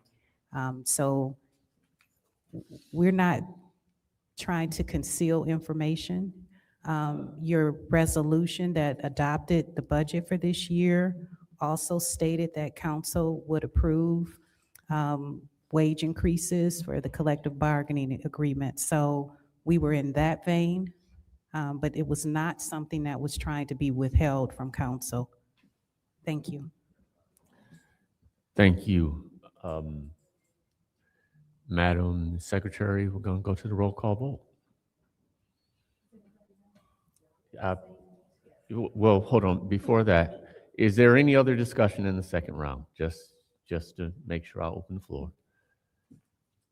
That being said, or no movement, Madam Secretary, roll call vote to send 260082 collective bargaining agreement, CBA, City of Flint, Flint Police Officers Association to council. Ms. Johnson? Yes. Ms. Priestley? Absolutely, yes. Ms. Winfrey Carter? Yes. Ms. Burns? Yes. Ms. Mashat? Yes. Mr. Pfeiffer? Yes. Mr. Jarrett? Yes. Mr. Al-Alamin? Yes. Dr. Lewis? Yes. 9 yes, 0 no. The vote is 9 yes, 0 no. 260082 will go to council. Thank you. Thank you. Now we can go to ordinances, right? Yes. All right. 2500414T. Mr. Chair, Mhm. I make a motion to leave ordinance 250414-T Code Amendment Ordinance, Chapter 35 Personnel, Article 5 Working Conditions in Special Affairs, because I'm waiting on some numbers. So is there a motion to leave 250414 here in special affairs by Councilwoman in the 7th Ward, supported by the councilman in the 1st Ward? Madam Secretary, roll call vote, please. Ms. Priestley? Yes. Ms. Winfrey Carter? Yes. Ms. Burns? Yes. Ms. Mashat? Yes. Mr. Pfeiffer? Mr. Jarrett? Yes. Mr. Al-Alamin? Yes. Dr. Lewis? Yes. Ms. Johnson? Yes. The vote is 9 yes, 0 no. The vote is 9 yes, 0 no to leave ordinance 250414T in special affairs. We are now entering our special orders discussion item. Item 260069, discussion item, service line replacement update, a discussion item as requested by 6th Ward Council Member Burns regarding an update from the administration on the service line replacement project to include completion date, restoration, particulars, etc. We will do, is 15 minutes? We'll start off with 15 minutes and we'll give the floor to Councilwoman Burns. Thank you. Mr. Chair, to you too, is Mr. Edwards, thank you for hanging on the sideline. You didn't have to walk from in the gated area. Could you, Mr. Edwards, could you tell us where are we at in the service line replacement? Because now we're coming up on spring and for restoration. And do you know, when I spoke with Eagle said we had about 900 more service lines and about 800 restorations. Do you have numbers? Yeah, I took the requests because, as you know, the state's fully in charge of this last 1% of replacements. So they want a certain messaging, they're engaged in a certain kind of aspect, process, everything. They set it up. They were going to provide me with documentation that I can share and bring forth to the council so that we have exactly what it's supposed to be when the project starts. They're going to talk about all of that, when it starts, what the expectations are on the vendors, the number of restorations, the number of line replacements. So yeah, I'm going to bring that document once it's completed and approved, then then I'll be bringing that document forward. When are we looking to receive that? I should have it at council committee, at your next council committee. Oh, okay. Yes, I will bring it to your next council committee. Because they usually start when we know that the ground is unthawing because we got a bunch of water main breaks. So they should be starting pretty soon. Yeah, then. the projection, and we have another conversation. We have regular Wednesday meetings to discuss procedures and the process, and with the vendors and everybody that's involved in it. So the projection now is supposed to be around the end of this month. If everything goes right, they have various measures that they have to go through, just like we do, to be funded. So they have a small amount of funding left from last year that they're going to use to appropriate, but they still have to, they still have to go get the larger sum of funding to finish the project. So yeah, that's where they're at. They go through the same channels, except they're bigger. They have a lot more layers to go through to get their approval, so. So are the numbers around the same? You're saying the last 1%. So are we looking at, are those numbers, because Eagle said around 900 and then 800 restoration. So are those numbers around the numbers that you think you want to?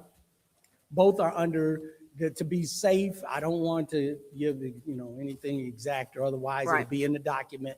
But to be safe, both are under 1,000. I do know that. Okay, and that's what restoration and line replacement, they're both under 1,000. And that's what when I spoke with Mr. Oswald, that he had stated, because there were concerns when the news and fictitious news articles were stating all the service lines are complete, all the restoration. And when that went out, there are some people, a lot of people fix their own properties for restoration.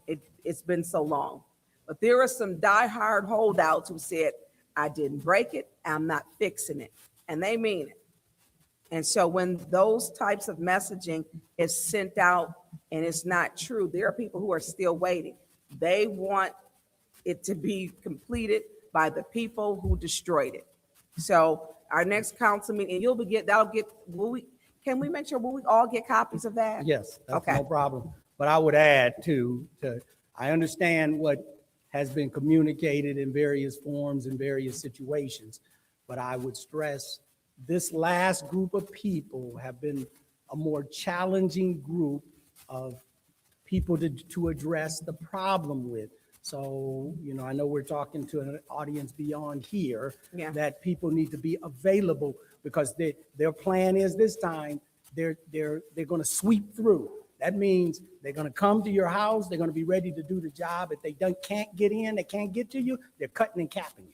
So there's not going to be a lot of, they don't want to keep going back and forth from one side of the town, from one street to the other street. They want to keep moving right on across the city. So are they going to, because I never understood how they did it in one place, like they did my neighbors, but We were doing mine. a lot of, when we were doing it, we did a lot of jumping back and forth. Right, there was a lot of jumping. It was not consistent. And to me, it just made sense that you're doing the street. Yes. And it was not done that way. And so are they looking at a new way of prioritizing? Because there were people who just said, I don't want people in my house. So are we changing those people's, whether they want it or not? They're going to, Because that is a city, the service line. There's the street side. Right, and then it's the right-of-way side, and then there's the property side, the Right. homeowners. They have to be available on the homeowner side to make sure and check the line so that they don't have problems in their house. That's the reason for coming in, is you need to check the line. The line is connected to the right-of-way side. It could be good, but if it's not appropriate at the right-of-way, something else could happen in the house. So Well, that's I the can reason. tell you this, they did not check inside my house. And I literally made sure I was home because I wanted to see them dig the hole myself so I could look down in it.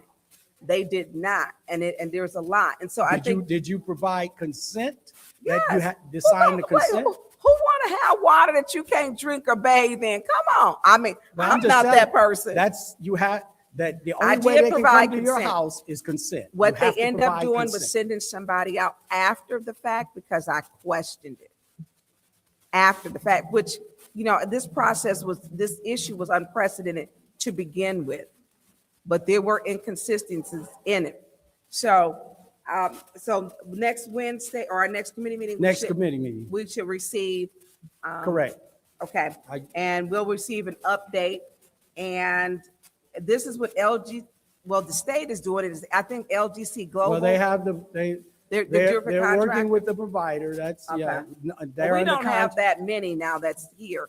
And I know Detroit is changing 250 service lines a week with updating their infrastructure. And so a lot of those contractors are down there in Detroit area.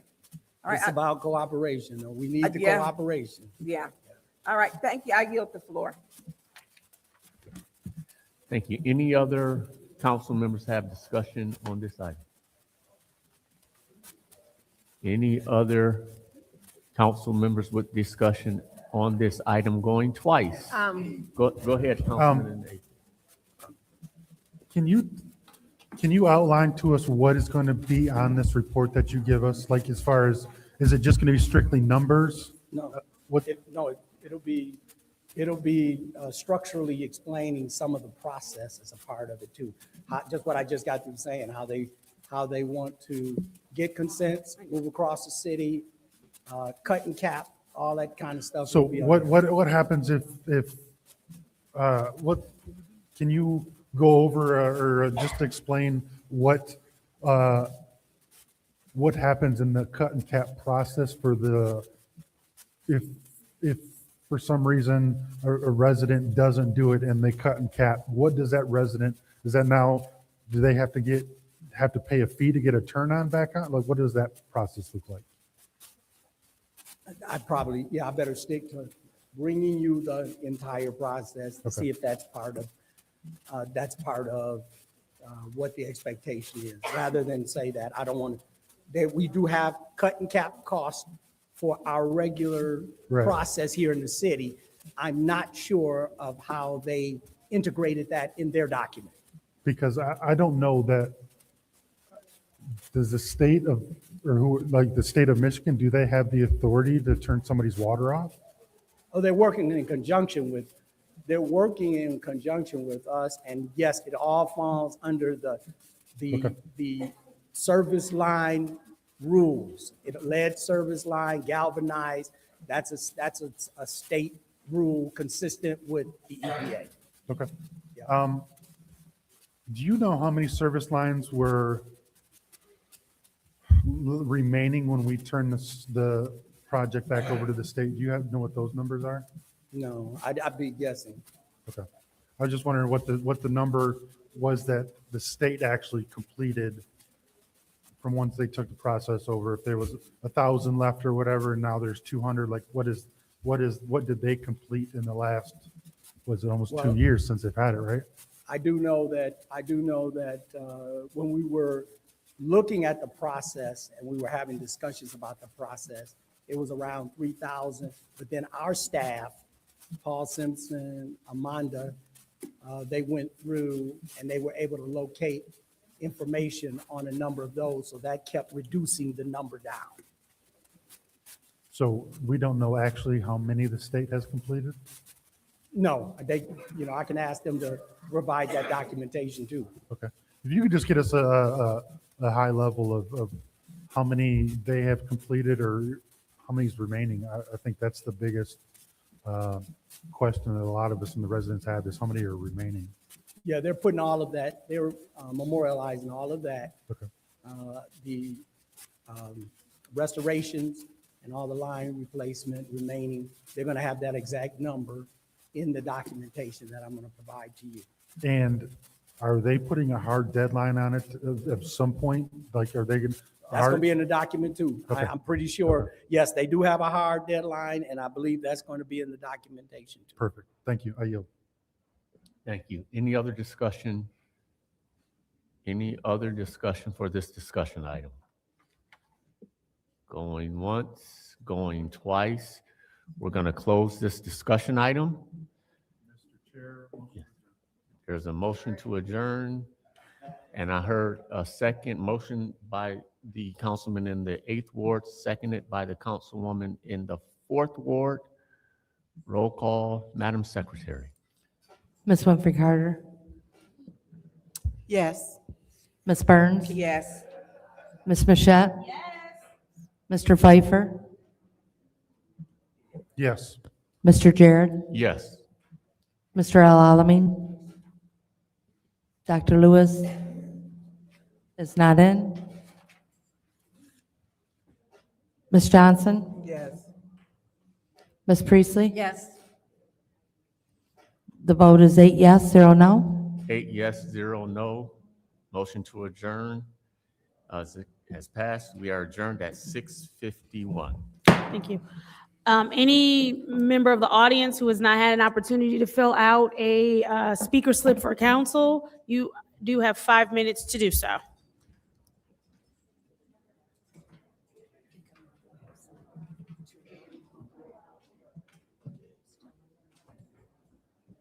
I like the dress. Just a little two-piece.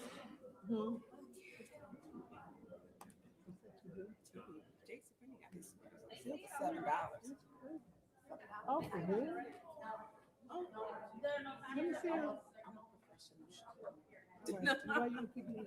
Ours are working. Point. You're good. You didn't pick somebody, you gave them all the time they needed.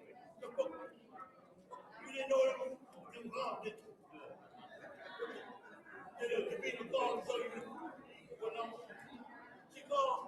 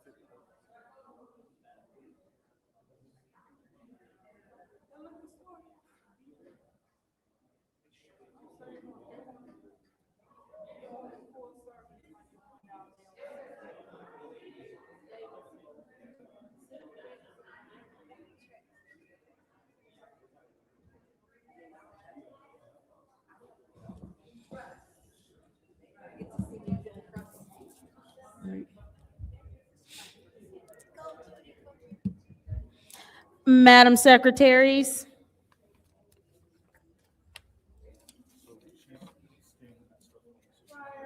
It should be two of them, though. Jasmine is right there. Or otherwise, Leon is talking to an imaginary friend.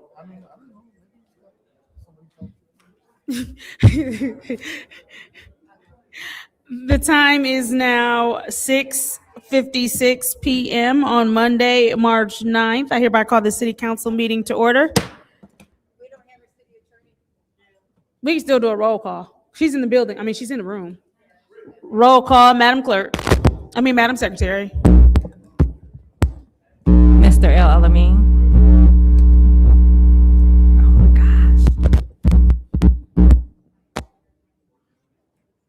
Dr. Lewis is not in. Ms. Johnson? Ms. Priestley? Present. Ms. Winfrey Carter? Present. Ms. Burns? Is not in. Ms. Machette? Mr. Pfeiffer?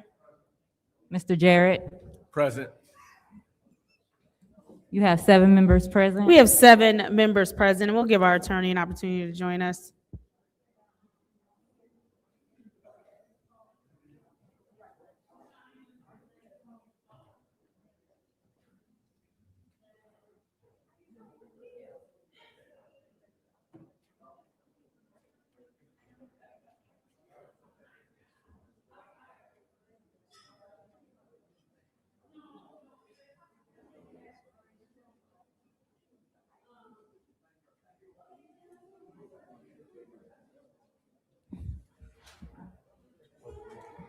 I know, but I still need somebody to pray.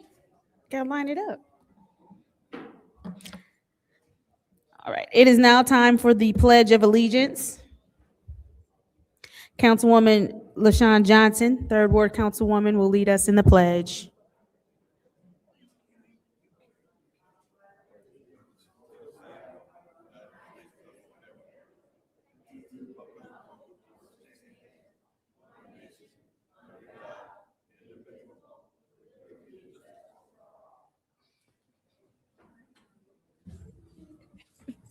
Thank you. Before we get to the prayer blessing, is there anyone who would like to honor or remember or ask for a special prayer for a grieving family? Madam Chair, Councilman in the 9th Ward. asking prayer continually for the Jefferson family, the Lathan Jefferson family, on his untimely passing. Thank you. Is there anyone else who would like to ask for a prayer or remembrance for a family? All right, I ask that we would continue to uplift Karma Lewis and her family at this time as well. Councilman Alameen, will you please lead us in prayer? Dear Lord, as we gather in this space, let us take a moment to reflect on the richness of our community, filled with diverse backgrounds, beliefs, and experience. We give thanks for the peace and opportunity that this gathering brings. May we recognize the unique contributions of each individual and honor the traditions that shape our lives.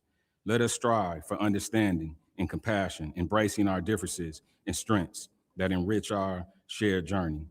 In the spirit of unity, we move forward with hope and purpose. Amen. It's now time for the reading of the Disorderly Persons City Code subsection. Any person that persists in disrupting this meeting will be in violation of Flint City Code Section 31-10, disorderly conduct, assault, and battery on disorderly persons, and will be subject to arrest for a misdemeanor. Any person who prevents the peaceful and orderly conduct of any meeting will be given one warning. If they persist in disrupting the meeting, that individual will be subject to arrest. Violators will be removed from the meeting. Are there any requests for agenda changes and/or additions? Madam Chair, Councilman Alameen. I would like to make a request for reconsider the resolution for the 1 million to invest into the water fund. Oh, so Stabilize. I hear you. And give me a second because I don't know if I think you can, but I don't know if it has to be on here. So give me a second.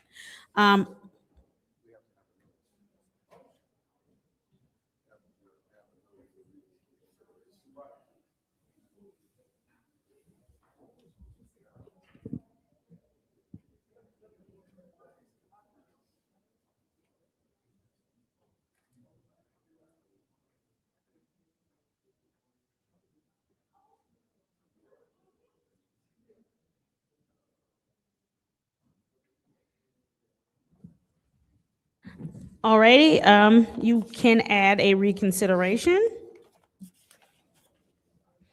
And we will put it, we'll just, I guess, call it reconsideration 1. I got it, I understand. I don't have a paper and anybody can do it. No, I understand that, but we have to vote on the agenda changes. Right, but can I tell you where I want to put it first? Sure, I'm just telling you. Yeah. Thank you. And it will go before licenses, excuse me. Is there support for the reconsideration? Support. Moved by the councilman in the first ward, supported by councilwoman in the second ward. What we're doing right now is voting to add it. I don't even know why I did that. Are there any more requests for changes and/or additions? Seeing as how there are no more requests for changes and/or additions, I will go ahead and add it without objection. I'm waiting for the, just go ahead. Either way, you're going to object, so just come on. There we go. All right, there's an objection, so we have to do a roll call vote. Roll call to add the reconsideration for the 1 million in contingency funds for the water fund. Mr. Roll. El Alamin? Dr. Lewis is not in. Ms. Johnson? Yes. Ms. Priestley? Yes. Ms. Winfrey Carter? No. Ms. Burns? You got your nails on. No. Ms. Machette? Yes. Mr. Pfeiffer? No. Mr. Jarrett? No. You have 4 yes and 4 no. The vote is 4 yes, 4 no. That reconsideration failed to make its way to our agenda. Are there any more requests? Or that was it. We don't have any more requests for agenda changes or additions. It is now time for public comment. Members of the public who wish to address the city council or its committees must register before the meeting begins. A box will be placed at the entrance to the council chambers for collection of registrations. No additional speakers or slips will be accepted after the meeting begins. Members of the public shall have no more than 3 minutes per speaker during public comment, with only 1 speaking opportunity per speaker. First public speaker, Madam Secretary. Michael Clack? I believe he left. Melissa Zambrowski? I believe she left. R.L. Mitchell? I believe he's here.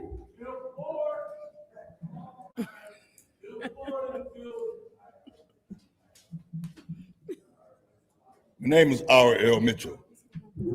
For the record,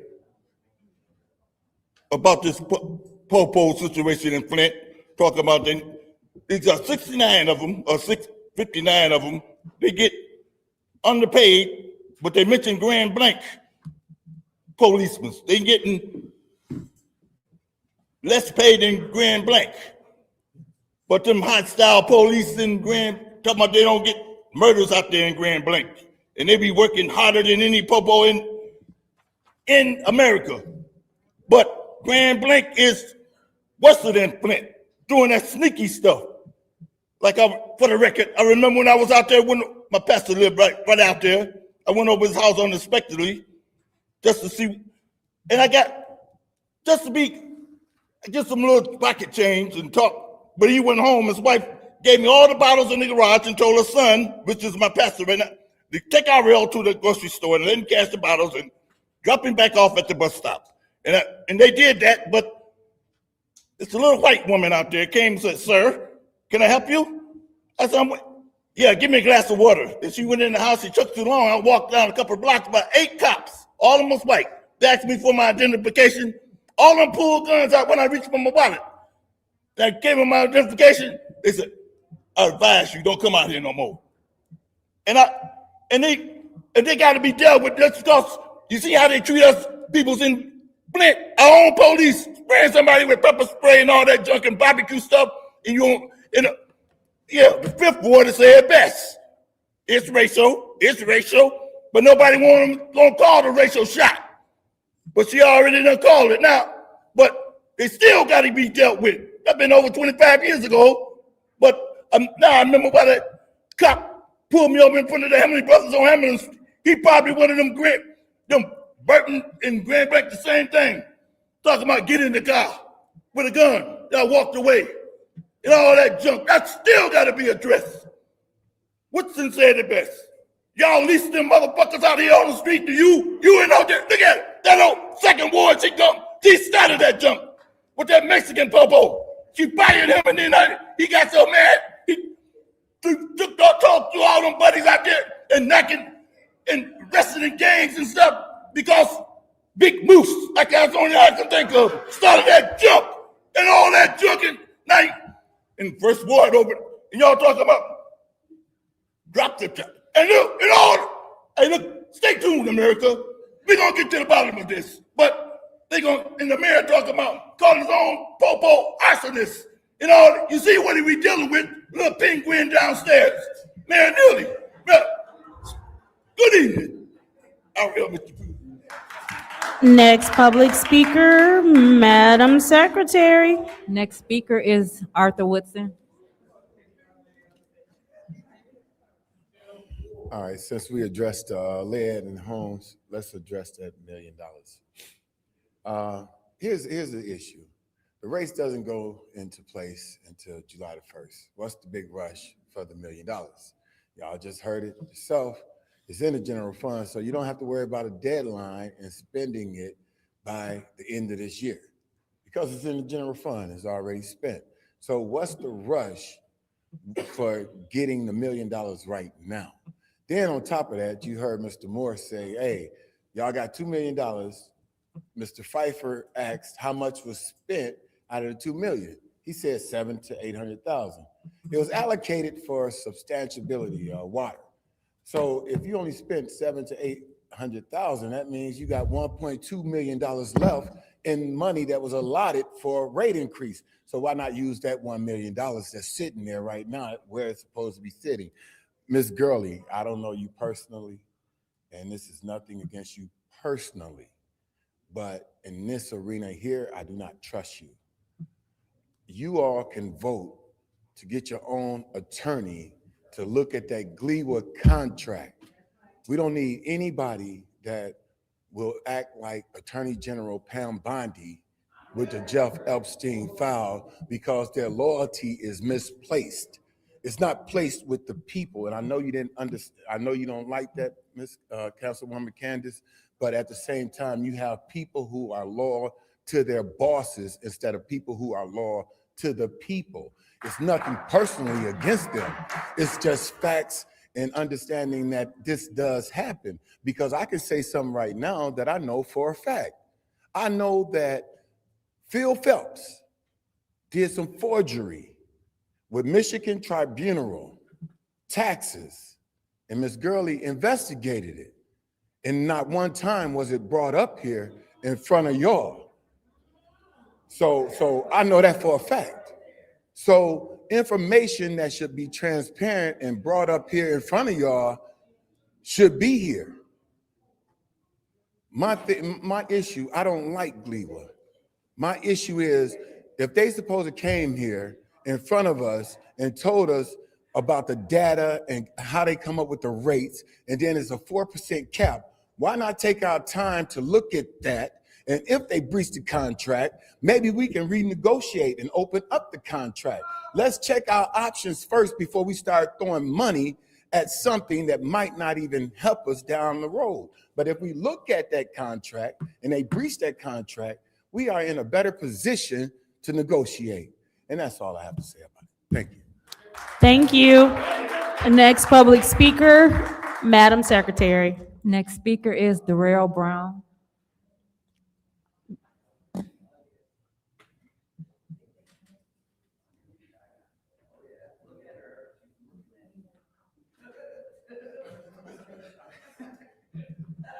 All right, great job. That's the type of stuff that we need, like let's be honest, transparency, man.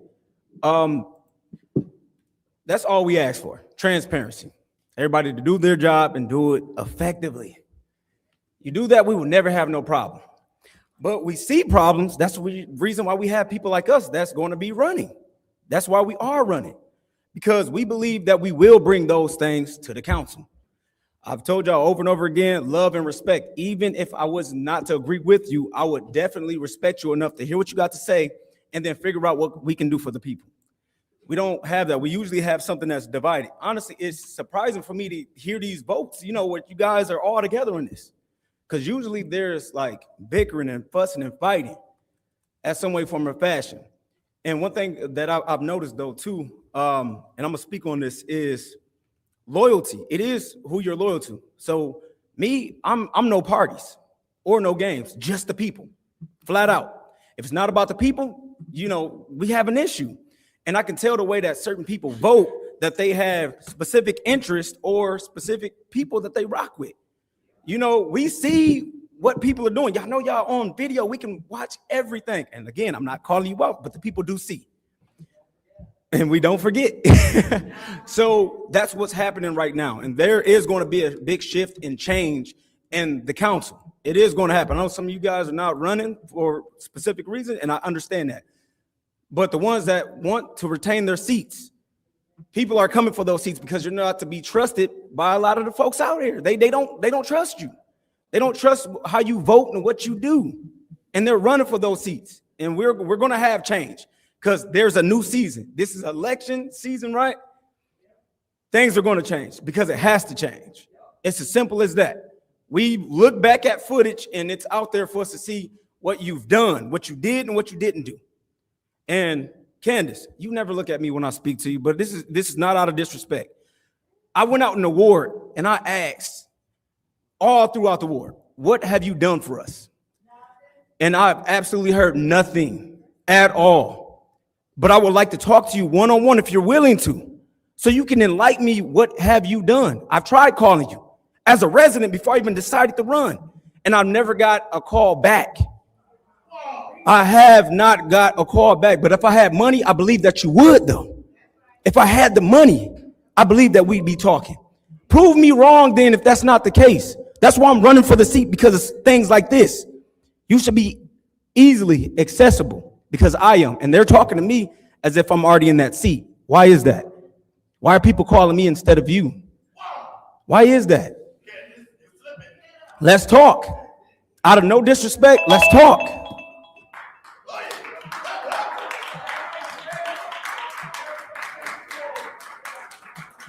Thank you. Next public speaker, Madam Secretary. Next speaker is Sarah Houston.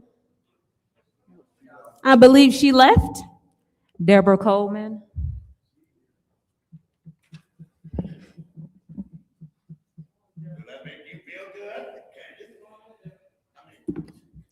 How y'all doing? Deborah Coleman again from the 1st Ward. I'm a piggyback off of, well, not the rail, but the lead program that y'all was talking about. And this is for the people. I entered into the City of Flint lead program. How I ended up getting in it. I was with Habitat. I had a bad roof. So Habitat came in to fix my roof. But when they came in, I had lead in my windows and like a lot of places in my house and my garage. So I had to go through the city of Flint lead for them to come and get all the lead out of my house before I could get my roof fixed. And what I want to say to the people, if you ever have to deal with the city of lead, you better document everything. You better write stuff down. You better take pictures. You better do everything, because they put my windows in messed up. I came down here several times, talked to the big people down there. Nobody in the office even came to my house to see how they put my windows in wrong. I got a new floor in my back room. It's buckling all back up. They broke my garage door. They dropped my garage door while I was there. So it's just basically, with them bringing that up, I just want the people to know, if y'all deal with them, y'all better be aware, y'all better pay attention. And I honestly think that program is like a family thing, because the people that end up doing my house, it was some guys from Detroit. I can't even remember the name of the company. But when they came to my house, it was several contractors came to my house, and they ended up getting it. It was rough. I'm telling you, you better, like I said, I'm just doing this for the people. I came back up here. Pay attention, document, take pictures, everything. Know what you're doing, know what they're doing, and get all the correct information. And you guys still didn't answer. I asked you guys a question. I wanted to know why the water main breaks were coming. I know y'all just said because the ground is unthawing. That can't be true, because the ground been unthawing all my life, and I ain't never seen no many water main breaks since I've been here. And then also, like, what about the streets? You know, then nobody answered to tell me who's over the street, who's going back checking these sinkholes that they filling up that they're not doing properly. Like, something needs to be done. I had my old car, I tore up the whole underside on, what is that, Stewart and Clio? And I've never heard anything from nobody down there. I came down here, I can't call nobody, I can't talk to nobody. I didn't get a letter to say, hey, we're not gonna give you nothing, we ain't paying for nothing or nothing. Things gotta change. Thank you. Thank you. Next public speaker, Madam Secretary. Next speaker is Claire McClinton.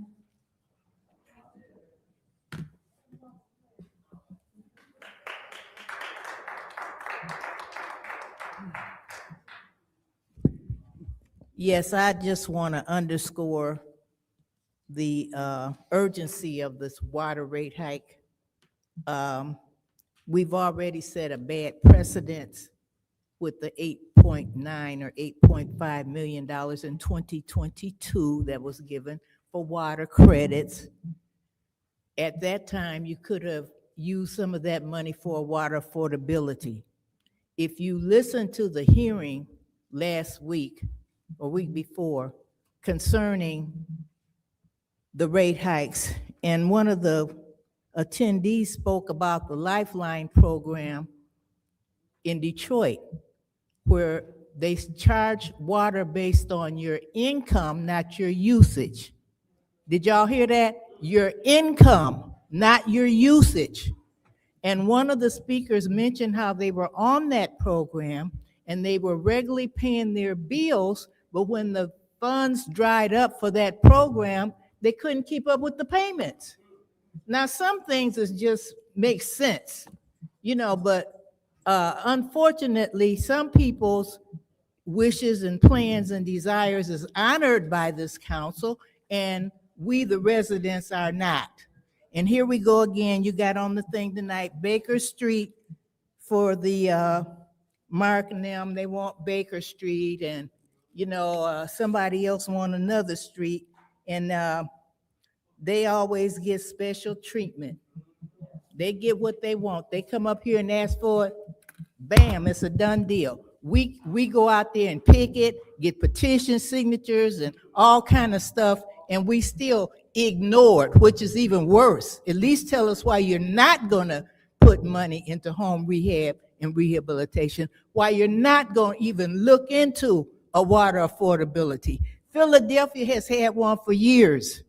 Other cities have it. It works. It did not bankrupt the city. All that scare tactics they used to try to keep from implementing it. So do some digging. Whatever you thought you've done on this council, it's not enough. You're not even close to what we're living through in this society.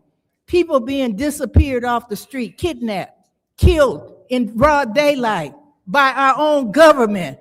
A city poisoned, Flint, by our own government. We are in some serious times, and we need some serious advocacy and fighting. Flint is a fighting city. Let's get in the fight. Next public speaker, Madam Secretary. Next speaker is Beverly Biggs Levy. Audrey Muhammad. Does that make you feel good? You're not there. Audrey Muhammad, Second Ward, candidate for Second Ward. I just want to put everybody up here on an early notice. April the 25th, 2014 was when the water switch happened. Every year since then has not been a celebration, but it has been a commemoration to make sure that the people of Flint, surrounding areas across the country and across the world on April the 25th has always been informed. And it has been a formal forum that has happened every year thanks to Ms. Claire McClendon and the crew from Democracy Defense. Every year there has been something that we have done. She has been definitely a spearheader there, making sure it has been parades, there have been marches, there have been a lot of information. So just put it on your calendar. This year, April the 25th, it's a Saturday. Details are coming. We're working on it. There will be another commemoration to remind people of the poisoning that happened to the citizens of Flint, resources where you can go to get assistance and help. If you all got any information that you would like to give, please get with Mrs. Claire McClendon. She is definitely collecting the item. We will be having probably a movie, a video or something that we'll be viewing, but it will definitely be open for the public. I'm sure one will be there live streaming, but every year on April 25th, no matter what day of the week it comes on, there is always something that we do that makes sure that the citizens of Flint are definitely taken care of. So put that on your calendar. Thank you. Thank you. Next public speaker, Madam Secretary. Next speaker is Monica Galloway. She left. Mary Ann Jamerson. I think she left. Lottie DeRed.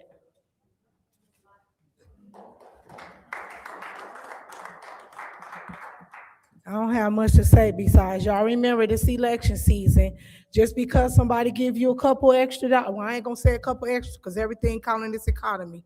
So I'm hoping that just because the mayor decided to push a little money towards these officer ways, that they don't get, because just because, I'm gonna say this, just because somebody give you something don't mean they bought your vote. Let them know you're not playing with him, because he part of the reason why the residents and the police got an issue now, because he sicked y'all on us like rabid dogs. So remind him that y'all stand on your own, and then next time you'll get more than what you want for the next administration that come in. Be your own people first and foremost. And y'all remember this also, my people. Talk to your elders, because people get comfortable with voting for what's already there. They don't know. They don't do media and Facebook and YouTube. So it's our duty to talk to our grandparents, great-grand aunties, uncles, the elders, and let them know it's time for a change. Because sometimes they vote in comfortability. And they don't understand what's going on, because they always been taught to pay their bills and they don't ask questions. They come from a different time. So we have to step up. Remember the judges that let stuff slide. Remember the prosecutors that let stuff slide. Remember the lawyers that was involved when stuff got to slide. Y'all votes count. These people's gonna want to be general district attorneys and you know the attorney general, and they want to be governors, and they just want to hit the big top. So y'all remember this while they at the bottom, because if they dirty at the bottom, they show no dirty at the top, baby. And you don't want them to run nothing. So it got to start here. We already got to start here. Remember the all these 501c3s, communicates, block clubs. How many of them have planted grass in front yards? How many of them have painted a house?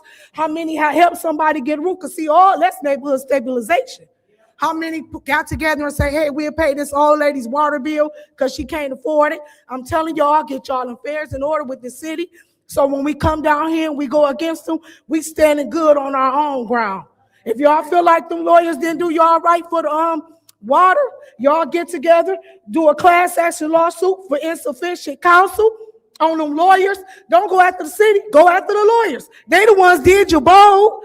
Take what they got. They got $40 million. Get some of it. Don't let them ride. Don't let them ride. Y'all remember who you are is power in numbers. Get your people together and come down here, even if they don't say nothing. Just show up. You understand? Thank you. Next public speaker. Next speaker is Rich Jones.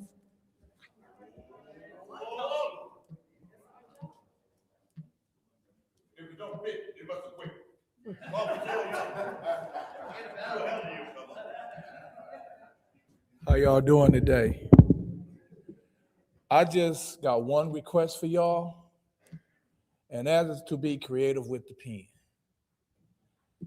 Y'all, time is running out. Some of y'all ain't running again. Some of y'all running again. Be creative with the pen. And what I mean by that is, don't write, you gotta have this paid, you gotta have your taxes. Write something that says you are a citizen of Flint, we're gonna do this for you. That's all. Please listen to what Ms. Claire said. And something else that needs to happen. Y'all need to have a back and forth with us.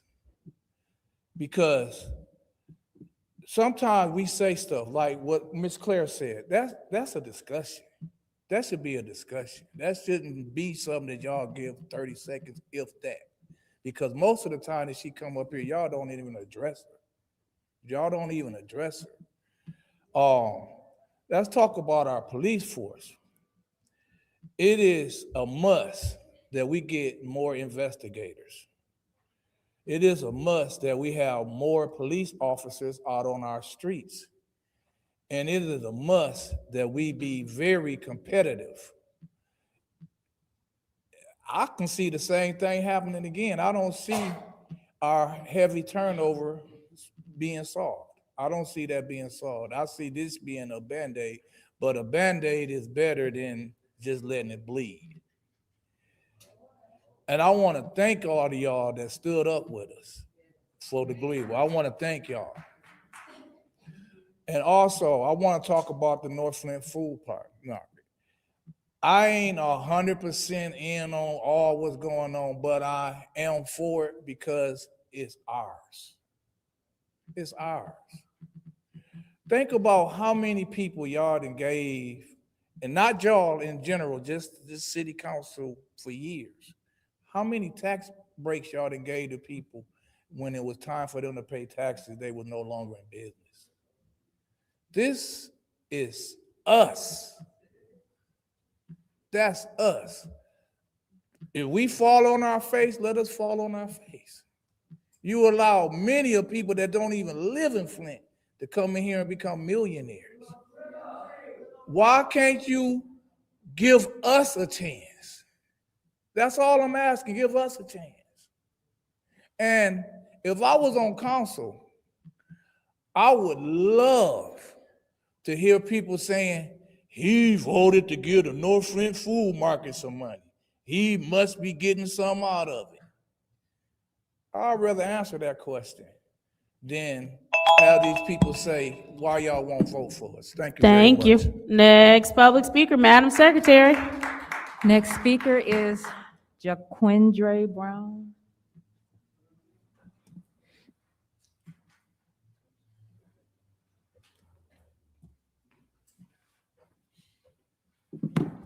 Thank you, Madam Secretary. Good evening to council. My name is Jaquindre Brown, and I'm a resident of 7th Ward. I am here to discuss the safety of our communities in regards to ICE and the DHS.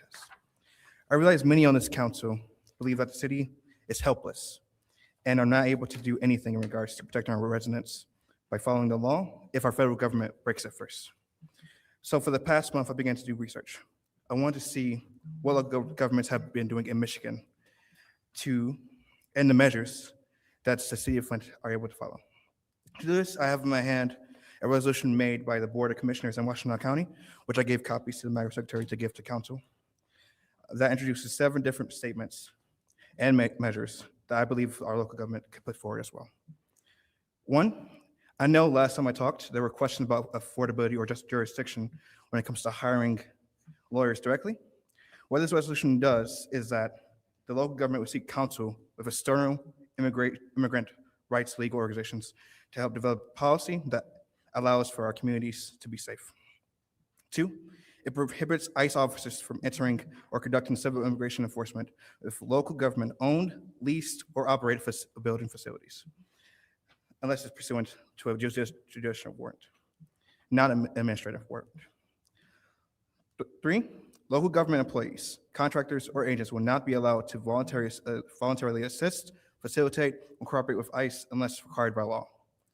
4, while less enforceable, it also formally opposed the use of masks and face coverings within the boundaries of local government. Number 5 is such which are interlinked. It states that local government reaffirms their commitment to being a welcoming and inclusive community, to pursue continuing and advocates for our agencies to pursue continual community engagement. Lastly, number 8, it encourages other localities within the areas to adopt similar policies. With these measures, affirmations, I believe that we are able to make sure that we can make a positive difference in the city of Flint. While I slightly understand the hesitation by council, we are living in unprecedented times, with there always being a non-zero chance of retaliation by the federal government. Looking at what was passed in Washtenaw, it made the lives of the residents more safe, not less. And we also cannot rely on just the fact of pretending that inaction will somehow hide our community from these unjust actions. Just recently, Nail Shama, a Burton resident, was only just released from the detention center after being held there illegally for 7 months. This is not a far-off problem that we can hide away from. It is already here. I close with this. At the beginning of this meeting, we started off with a prayer to God. So I ask you this: what would God say if... Thank you. Next public speaker, Madam Secretary. Next speaker is Quantum Mack.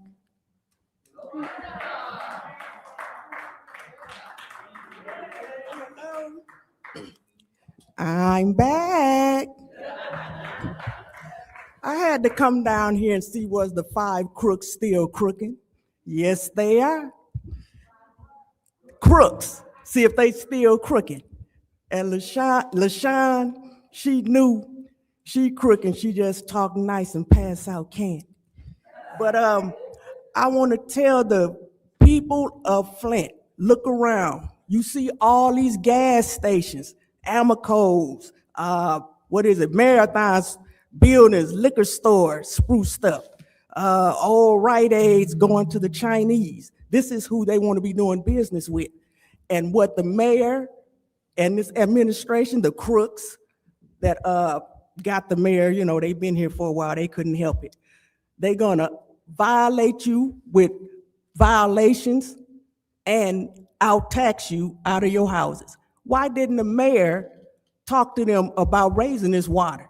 Why didn't they even go over there and talk to consumers about shutting down their drive-throughs, closing at 1 to 1:30 for lunch, no public restroom, you can't use a credit card on the inside? This is what they doing. They sitting back, they shutting everything down. Flint has been sold. And the crooks that's on this administration, including the council, just stealing like it ain't no tomorrow. And I'm looking at the 5 crooks. Liddell, she left, but I'ma still talk about her. She talked, I guess we getting the doctor. Oh, nice and sing-songy. Nah, roll back the footage. Sicking the cops on us, having us arrested, handcuffed, talking to us all crazy. and Candace.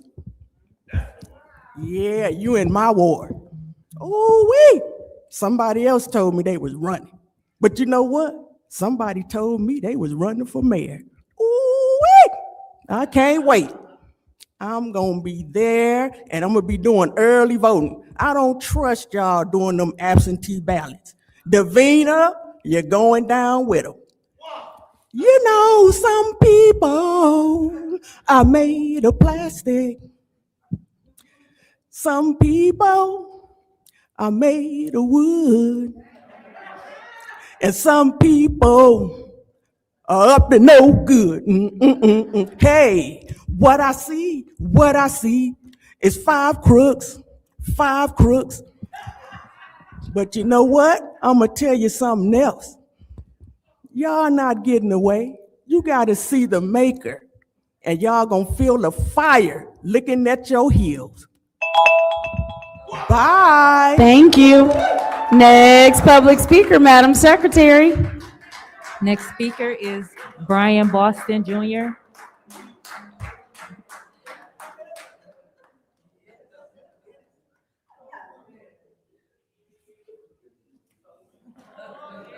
So I'm Brian Boston Jr. I'm gonna make this like kind of quick. It ain't too much I gotta say, but you can kind of honestly see what's going on. I mean, it's election season. You can see deals being made. You can see who's with who. I just feel like at the end of the day, like I'm gonna say, being I guess of the youth in that age gap, understanding what I'm seeing, like this is insane. Like what we got to live in. I'm raising 2 children in this, and I just feel like, yeah. Look, that's what I'm saying. Like the inactiveness that is here. Like in Judy, you be behind Neely, just standing there smiling. So I try not to say anything, like, and just keep my mouth shut. But just being transparent, you can see the inactiveness. There's no love in this. This is just, all right, what's gonna be the best deal for our pockets? Like, and this ain't it. Like, this ain't it. This is crazy. And everybody got an opinion up here, everybody against each other, and it's just like, where's the togetherness? I mean, growing up, I used to see all of our neighbors waking up in the morning talking to each other. No more. We talking about a divide that Neely created during his time in the office. You can see that all day, every day. It's evident. There's no togetherness, but it starts with the person that has to be the example of the togetherness. And there's no example there. So when it comes to the council, of course, y'all gonna be going back and forth with Neely. That's gonna be all day. But it's like, who's gonna step up and be the example and take initiative to bring togetherness back? Because the Black men, we need that. I mean, leadership, it starts with us a lot. We have an image on us all day, an image that's on our back when we walk outside, especially as Black men. So it's just like at this time, like, it don't matter who's leader or anything, but it just matters about who's going to take accountability and understand how we can make that change. So I'm just looking for that. And I'm just like, my age group, they don't want shit to do with this. And I'm sorry for cussing, but they don't want nothing to do with this. It just sounds like y'all bickering back and forth. It's just like a talk TV show. So it's just like, yeah, that's about it. But just please bring together. Next public speaker, Madam Secretary. Final speaker is Dion Freeman.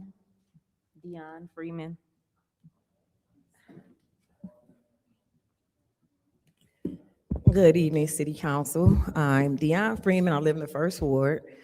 First of all, I would just like to say I appreciate you all and acknowledge you all standing for something instead of falling for anything when it came to that $1 million. We already had $2 million put in, and it's already been revealed that all that hasn't been spent. So we're going to put another $1 million in on something and try to band-aid a problem that's going to exist for the rest of this 30-year contract. And we have 20-some more years left. So each year they're going to come back and come back and come back and come back and ask for an increase. My bet is to say yes. So we can't find a resolution or some viable option to stop what's going on inside that contract. Now we're just going to continue to suffer for the rest of these years. So I want to say to you all, I know you took some flack and some heat for it, but you're standing for something and not falling for anything. I wanted to ask on the rate increase, because I'm not sure, I saw that we are paying $6.19 per unit, and that's 748 gallons equals 1 unit. I want to know if that number is accurate, because I just Googled it and found it. And what is that increase going to go up to, the dollar amount? And when does it actually take place? So that'll let us know how much time you all have to find some type of better resolution for what's going on right now. On the community block development grant, we had talked about it as resolution 260073. We still, or I haven't heard who actually sits on this board, because we were questioning when did the board meet. I would like to know, I think some of the other council members also wanted to know who is actually serving on this board, who, and when these meetings are taking place according to the Open Meetings Act. My last question is with service lines. The north side of Flint, especially in the first ward, has a lot of vacant property. So where in the process were vacant properties included? What happens to a vacant property? How do they get permission to go in and change the lines or filter out the system? So that's all I wanted to know. What is happening with the vacant homes, and where were they included in the plan for service lines? Thank you. Thank you. You said that that was the last public speaker, correct, Madam Secretary? Now it is time for council response. Council members may respond once to all public speakers only after all public speakers have spoken. An individual council member's response shall be limited to 2 minutes. Is there anyone who would like to speak during council response? Councilwoman Burns, you have the floor.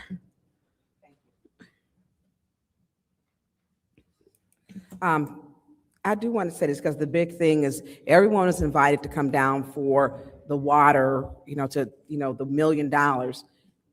If we had 40 million that was absorbed into the general fund, and now we know it's still questionable whether it's general funds, whether it's ARPA, if it can be approved, then if we're going to do something, there's 20 years left on that contract. 20 years, that's a long time. And so if we can take this, why not see what we can do for the balance of the 20? And in the meantime, $1 million is going to kick it down for a year. That's just not enough. And I know Mr. Woodson came up here and spoke, and many other ones where we are, I did ask Attorney Gurley, but I did also ask another attorney firm that is also looking into it to see is it feasible, can we get out of that contract? It is really like Flint was under duress to save money when they switched to the Flint River, that just doesn't make sense, but that's emergency management. So that is a big issue. And this community is divided. It has been divided, and in every press conference is more division, and it's unfair. We talk about another way to save, we're losing about 3 million gallons, I believe, per day in unmetered water, whether it's water theft, whether it's leaks, water main breaks, we don't know. And so I know a couple years ago it was estimated that about 50% of our water is what we lose that we pay for. That's a lot. That would decrease our water bills. So there are some things that really need to be looked at, and we need to have some conversations with this council and public. Thank you. Anyone else who wishes to speak during council response? Madam Chair. Councilman in the 9th Ward, you have the floor. Thank you. As it relates to the water resolution, the $1 million, I was almost gonna vote for the reconsideration just to have conversation, but I realized that that wouldn't really be fair to you all in the interest of time, because at this point, that resolution as it sat or as it was written, I just can't support. But what I am very interested in having brought before us is some type of resolution that provides solution to the contract, and where I'm in in conflict or flux as it relates to even finding a solution. I don't know if it's more of a legal matter because it's contractual, or if there's just something really that as a citizenry, we can come up with the solution. I'm conflicted. I don't know exactly where the answer lies. But I am very interested to explore what can be explored now versus waiting anytime beyond July. I'm very interested in working and supporting resolution, or let me not use that word, solution to this matter. Very interested in solution. Thank you. Thank you. Is there anyone else who wishes to speak during council response? Councilwoman Madam Winfrey Chair. Carter. Thank you. First, I would like to thank all of the residents that came out this evening. Thank you for being engaged in the process here. Thank you for coming to the podium, bringing forth your issues and your concerns. I do want to touch on something Ms. Claire McClendon said. And I want to say to you, Ms. McClendon, thank you for what you said, because I'm going to piggyback off of it. The $300 water credit that added up to maybe $8.6 million.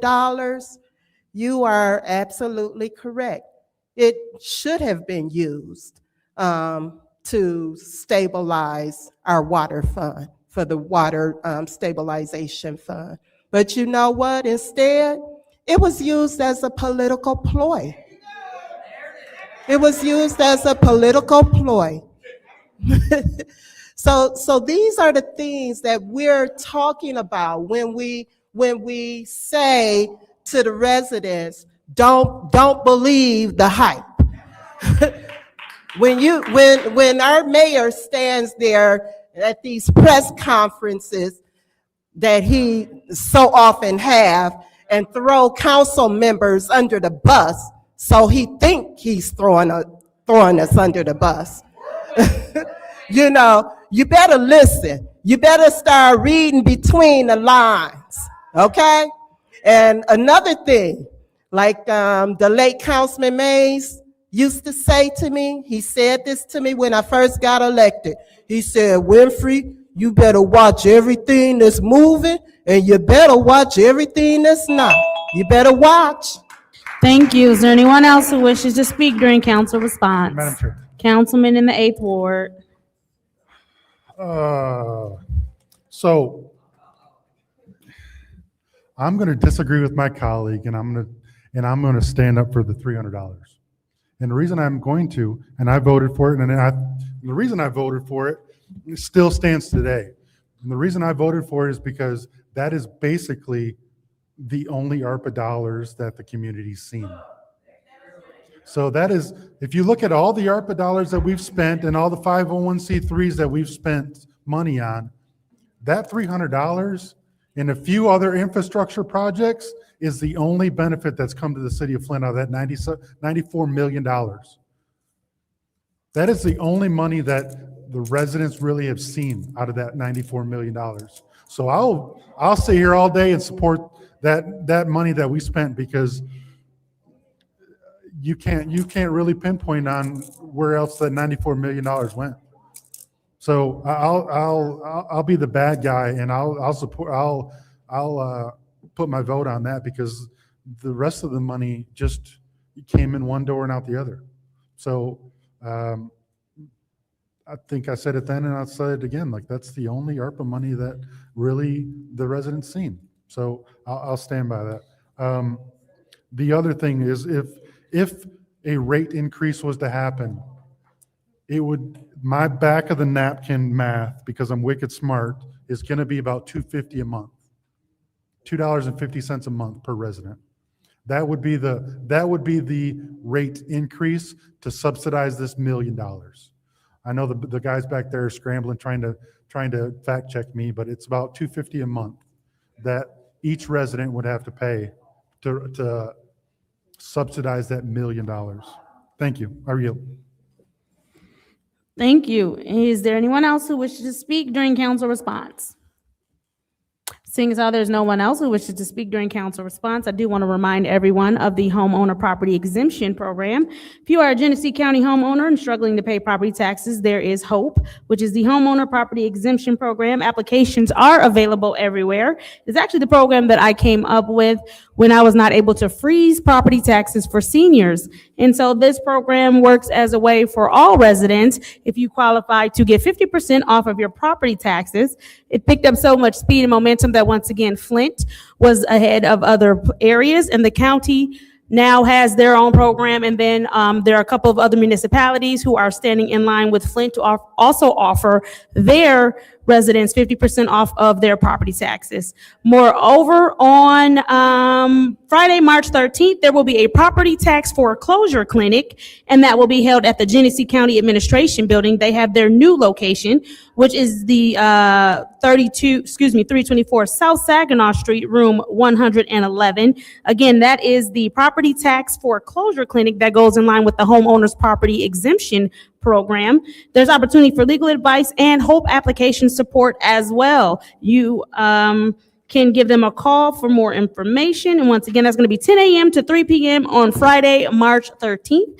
I was the final speaker, so I will go ahead and yield the rest of my time. I will also take a motion for the consent agenda. It's been moved by the councilman in the 8th ward, supported by the councilwoman in the 4th ward. Are there any separations? Councilwoman in the 6th ward. 260073 and 260074. All right, any more separations? That'll be it. Me. Seeing as how there are no more separations, I need to go ahead and separate the license, which is 260067. And that will be all. The consent agenda will consist of the following items: appointment 260079, resolution 26004.2. I'm sorry, 260079, which is the appointment to the Human Relations Commission, Mr. Roy Field Sr. 26004.2, which is the amended resolution vacation of Baker Street between North and Industrial Streets. Resolutions, that was separated.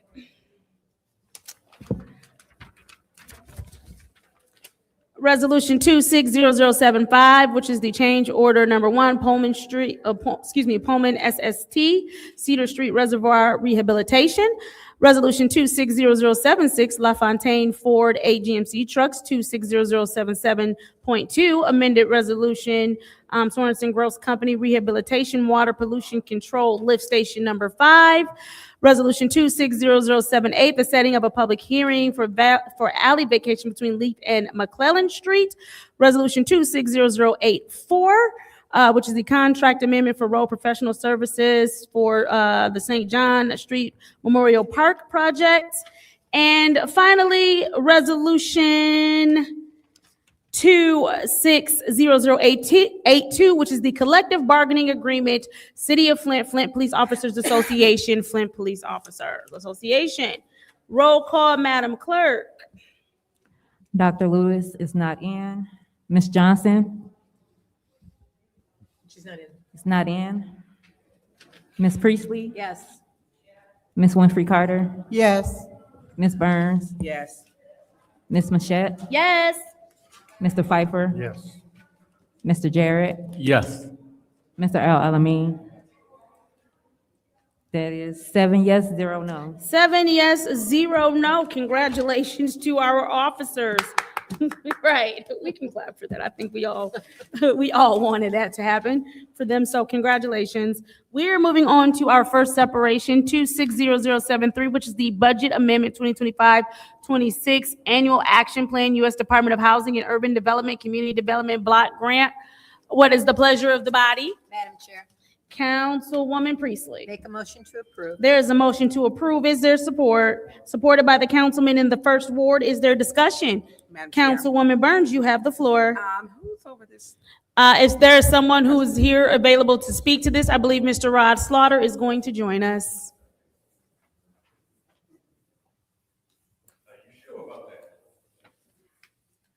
Good evening, Mr. Slaughter.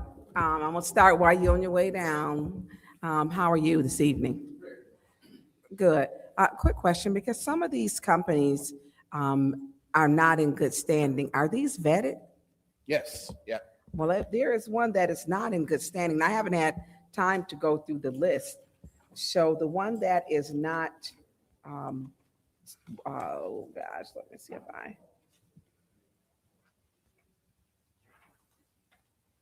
it is Best Practices Consulting. They are not in good standing. Good standing with the city.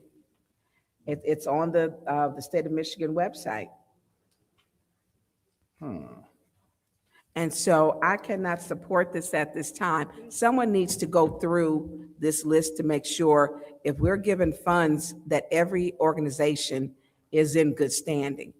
We checked that prior to, now this was approved back in September, so. Well, not my fault it rolled back around. Correct. So we need to check and see that list. How many are in this? On this to be approved? You said how many companies? How many, yeah. I don't know the actual I have to- number, but let me see if I count here. So if someone, oh, it's quite a few. I'm looking at the spreadsheet. So these need to be vetted to make sure that we do have, that they are in good standing. Are you properly staffed, or would this be something you would have to do? No, I'm properly staffed. You're properly Each staffed? program manager would do the home. We have a program manager for each grant. Okay, so someone needs to go through these. I mean, tonight, as it sits, I cannot support this because I will not support a company giving funds to that's not even in good standing. I won't do that. That would be recklessly irresponsible. So I don't know how long it would take. You know, maybe I'm gonna let my colleagues speak to it, but this one is not. We can have that done first thing in the morning. Well, I don't know if anyone else wants to speak, but Okay. I'm gonna yield the floor. Madam Chair. Okay. Councilman Pfeiffer, you have the floor. Mr. Slaughter, I was just wondering, did you find out who TBD was?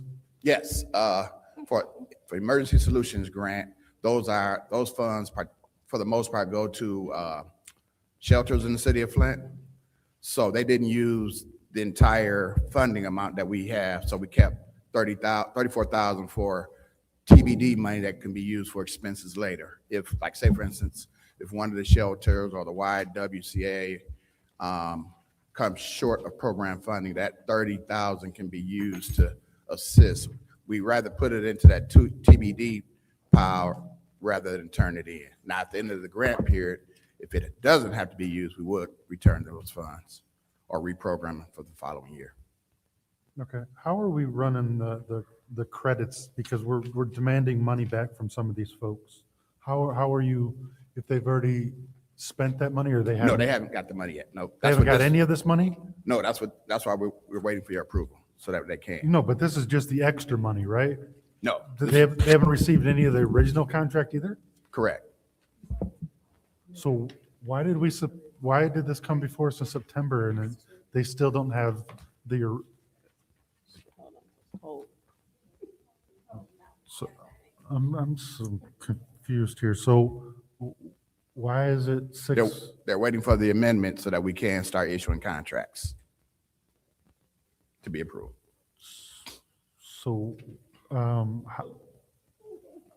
at a loss for words here. What does it normally get amended every single year? So why don't we just wait for the amended amount before we even do the original. No, with the government shutdown, that pushed us behind also, and there were some other HUD holdups. So all of these contracts have not been executed. Okay.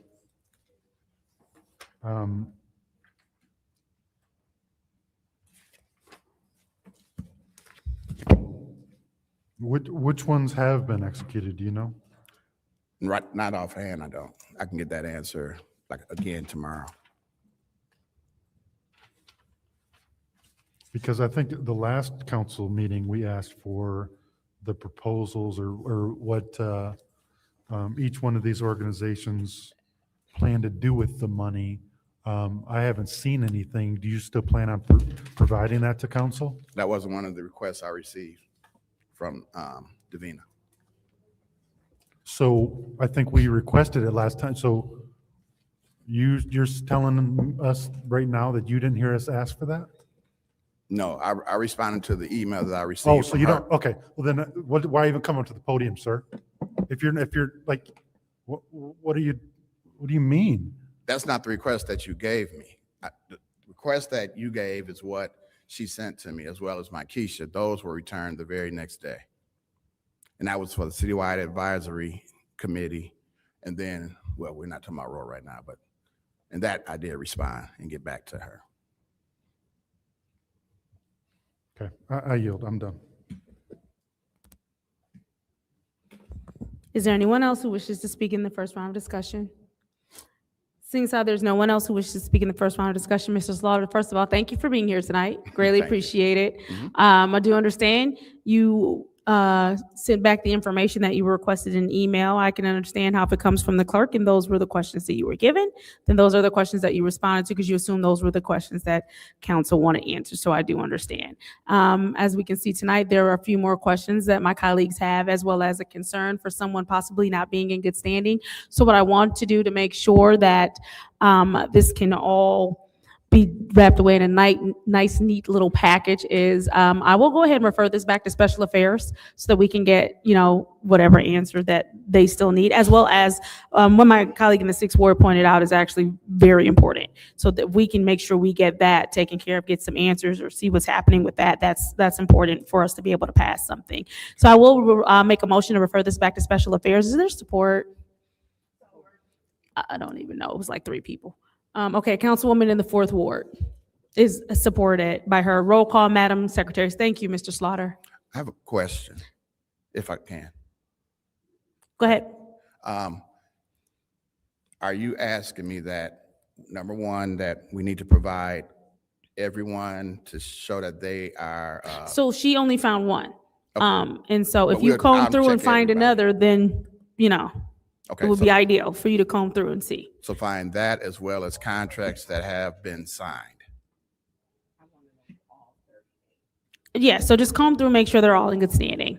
Okay. And then what was the second question that you had?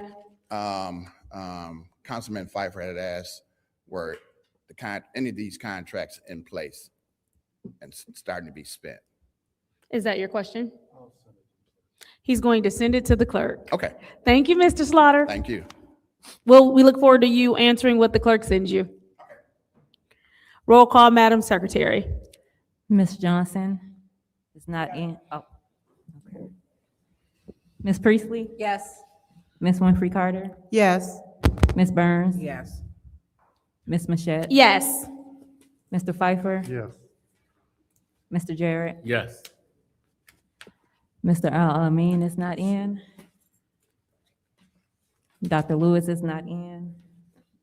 That is 7 yes, 0 no. The vote is 7 yes, 0 no. Resolution 260073, which is the budget amendment, the 25-26 annual action plan, U.S. Department of Housing and Urban Development Community Development block grant, has been sent back to special affairs. Moving on to our final item of the, it's not. Moving on to Resolution 260074, which is the change order number 1 for Sorensen Gross Company, Cedar Street Pump Station Rehabilitation. What is the pleasure of the body? Councilwoman in the 4th Ward. Motion to approve. There's a motion to approve by the Councilwoman in the 4th Ward. Is there a second? Support. Supported by the Councilwoman in the 3rd Ward. Is there discussion? Madam Chair. Councilwoman in the 6th Ward, you have the floor. Thank you. Thank you, Mr. Dungy. I appreciate it. Mr. Dungy, Through will you to Mr. please join through us here at to the Mr. lectern? Dungy. Thank you. How are you this evening? Good. Okay, so with this one, this was the change order, and this is the one with the asbestos, correct? Is this the pump station? Yes, sir. Yes. Okay, and so this one should shore up everything, right? Yes. Okay, because I had another question too, because we had a sewage spill into the Flint River. Ooh. I don't know nothing about You that. know You'd have nothing to about talk it? I to see Miss Jeanette Best. Best is gone. Yeah, she's gone. And so I had a question about that, that sewage spill, because we did not get notification. And I was hoping, although for us, this is pretty good timing compared to what we usually are. So that I want to make sure that this would make sure that this will wrap that up. But then I also got a concern, and I'm gonna go to you, to Mr. Edwards too, because Ms. Best, I know with some of these projects, and she just left. Literally, she kind of slipped. Yeah, it's not right. So, Mr. Edwards, can you speak to the sewage spill? Is there anything that the residents need to know about? Not to come in contact with the water or? That, you talking about the notification? The notification. To the river? To the river. We had Yeah, sewage that's a spill. standard, that's a standard, right? That has nothing to do with anything that will cause a problem or affect the residents. When the retainage or it becomes capacity because of rain, they subsequently will release partially treated. And that's, that's a regulatory thing with EGLE. EGLE is immediately notified. They give the okay on that, and we release to the river.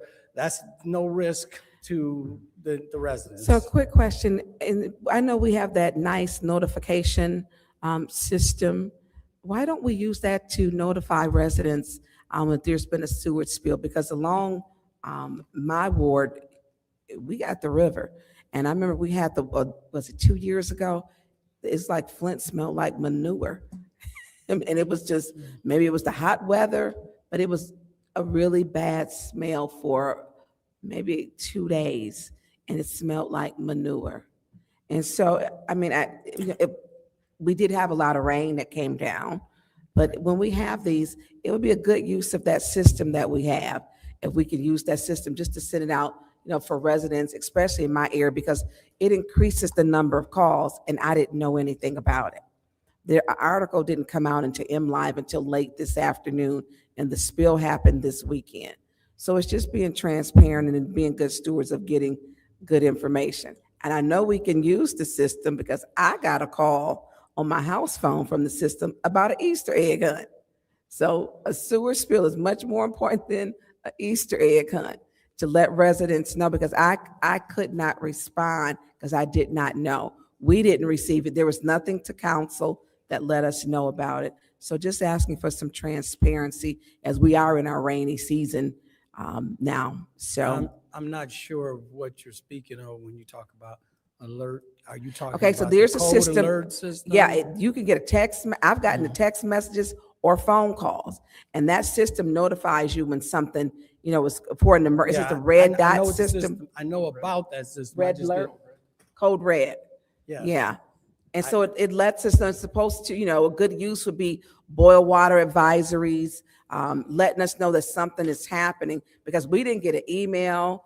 What I got was calls that I had nothing. I didn't have a response, at that time. I didn't get anything in the MLive article was brief. That's, if I may, we go through this periodically all the time. That's not a necessary requirement of, I don't know what occurred this time that made it different. Me personally, I don't know what occurred. So how but we normal is always this put out occurrence? these notices. We always, since I've been here, we've always put out these notices because of rain events. We have major rain events that cause that, make it necessary because the retention is full. But this is nothing new. What occurred this time is nothing more that has happened in the city the 6 years that I've been here. So I think, in all fairness, when you live along that river, you don't want to smell partially treated sewage. I don't. Thank you. Is there anyone else who wishes to speak in the first round of Yeah, discussion? yep. Councilman Pfeiffer. Mr. Edwards, this is the first time hearing of this too, so, what caused the spillage? Do we know that? It's just a Just the rain? Yeah, we have rain events. We have a retention basin Yeah. that's at the plant. Okay. And so when the retention basin is full or gets to that full, we have to release so that we release partially treated. So it's not untreated. Okay, so it's partially It treated. is partially, yes, So, sir. Is there, are we, with the, because it was partially treated, do residents have to avoid contact with the river or anything like that? Or like, I know some people fish, I don't know if they're fishing, I mean, It is all, I mean, that would primarily be a conversation with Ms. Best, but I do know that because the release has to be reported to Eagle, it has to meet certain standards and requirements that they have already laid out for us in terms of partially treated sewage. what does partially treated mean? Can you go into? I'm sorry. Yeah, okay. No, I wouldn't know, I don't know the details of No, I understand. how far it's understand. gone through the process. I know the whole process, but I could not tell you how far it's gone through that Okay, process. I got you. Okay. I was just wondering if, because with that code red or whatever, like, to my colleague's point in the 6th Ward, should we be telling residents to avoid contact with the river? Should we tell people if you're, I mean, because today was almost a summer day, tell people not to fish in there. Like, I don't know what the extent of that release and the potential dangers of that partially treated is. So I guess I don't have any comments because I don't know I think if it is a there some danger. Other, at one point in time, there was other stuff in there that probably would discourage fishing in that particular You would location. think, but Yeah, I would think so. You- But you- yeah, yeah. that's, Well, I know that, like, so when we open up the trail and the DNR stuff and people, there's like kayak stuff is proposed in the river. So are we going to update any of our processes for that if we have a partially treated during, when we open it up to kayakers or whatever, part of the state park? I think that, and Jeanette will probably be better to answer that question, but I think what we do flows downriver. Where they're talking about kayaking is upriver. Okay, makes sense. All right, thank you, sir. Are there any more questions in the first round of discussion? Any questions in the second round? Seeing as how there are no more questions, we will move on to the roll call vote for Resolution 260074, which is a change order for street pump station rehabilitation. Roll call, Madam Secretary. Ms. Priestley? Yes. Ms. Winfrey Carter? Yes. Ms. Burns? Yes. Ms. Mashat? Yes. Mr. Pfeiffer? Yes. Mr. Jarrett? Yes. Mr. Alamin? Dr. Lewis is absent. Ms. Johnson? Yes. You have 8 yes, 0 The no. vote is 8 yes, 0 no. That resolution is approved. Madam Chair. Moving on to the Madam final, Councilman I Pfeiffer. make a motion to postpone indefinitely Resolution 260067. Thank you. There's a motion to postpone indefinitely Resolution 260067, made by Councilman in the 8th Ward, supported by the councilman in the 1st Ward. Roll call, Madam Secretary. Ms. Winfrey Carter? Is not in. Ms. Burns? Yes. Ms. Mashat? Yes. Mr. Pfeiffer? Yes. Mr. Jarrett? Yes. Mr. Alamin? Yes. Dr. Lewis is absent. Ms. Johnson? Yes. Ms. Priestley? You have 7 yes, 0 no. 7 yes, 0 no. That it is postponed indefinitely. Motion to adjourn, anyone? So moved. Motion to adjourn by the councilman in the 8th Ward, supported by the councilman in the 1st Ward. Roll call, Madam Secretary. Ms. Burns,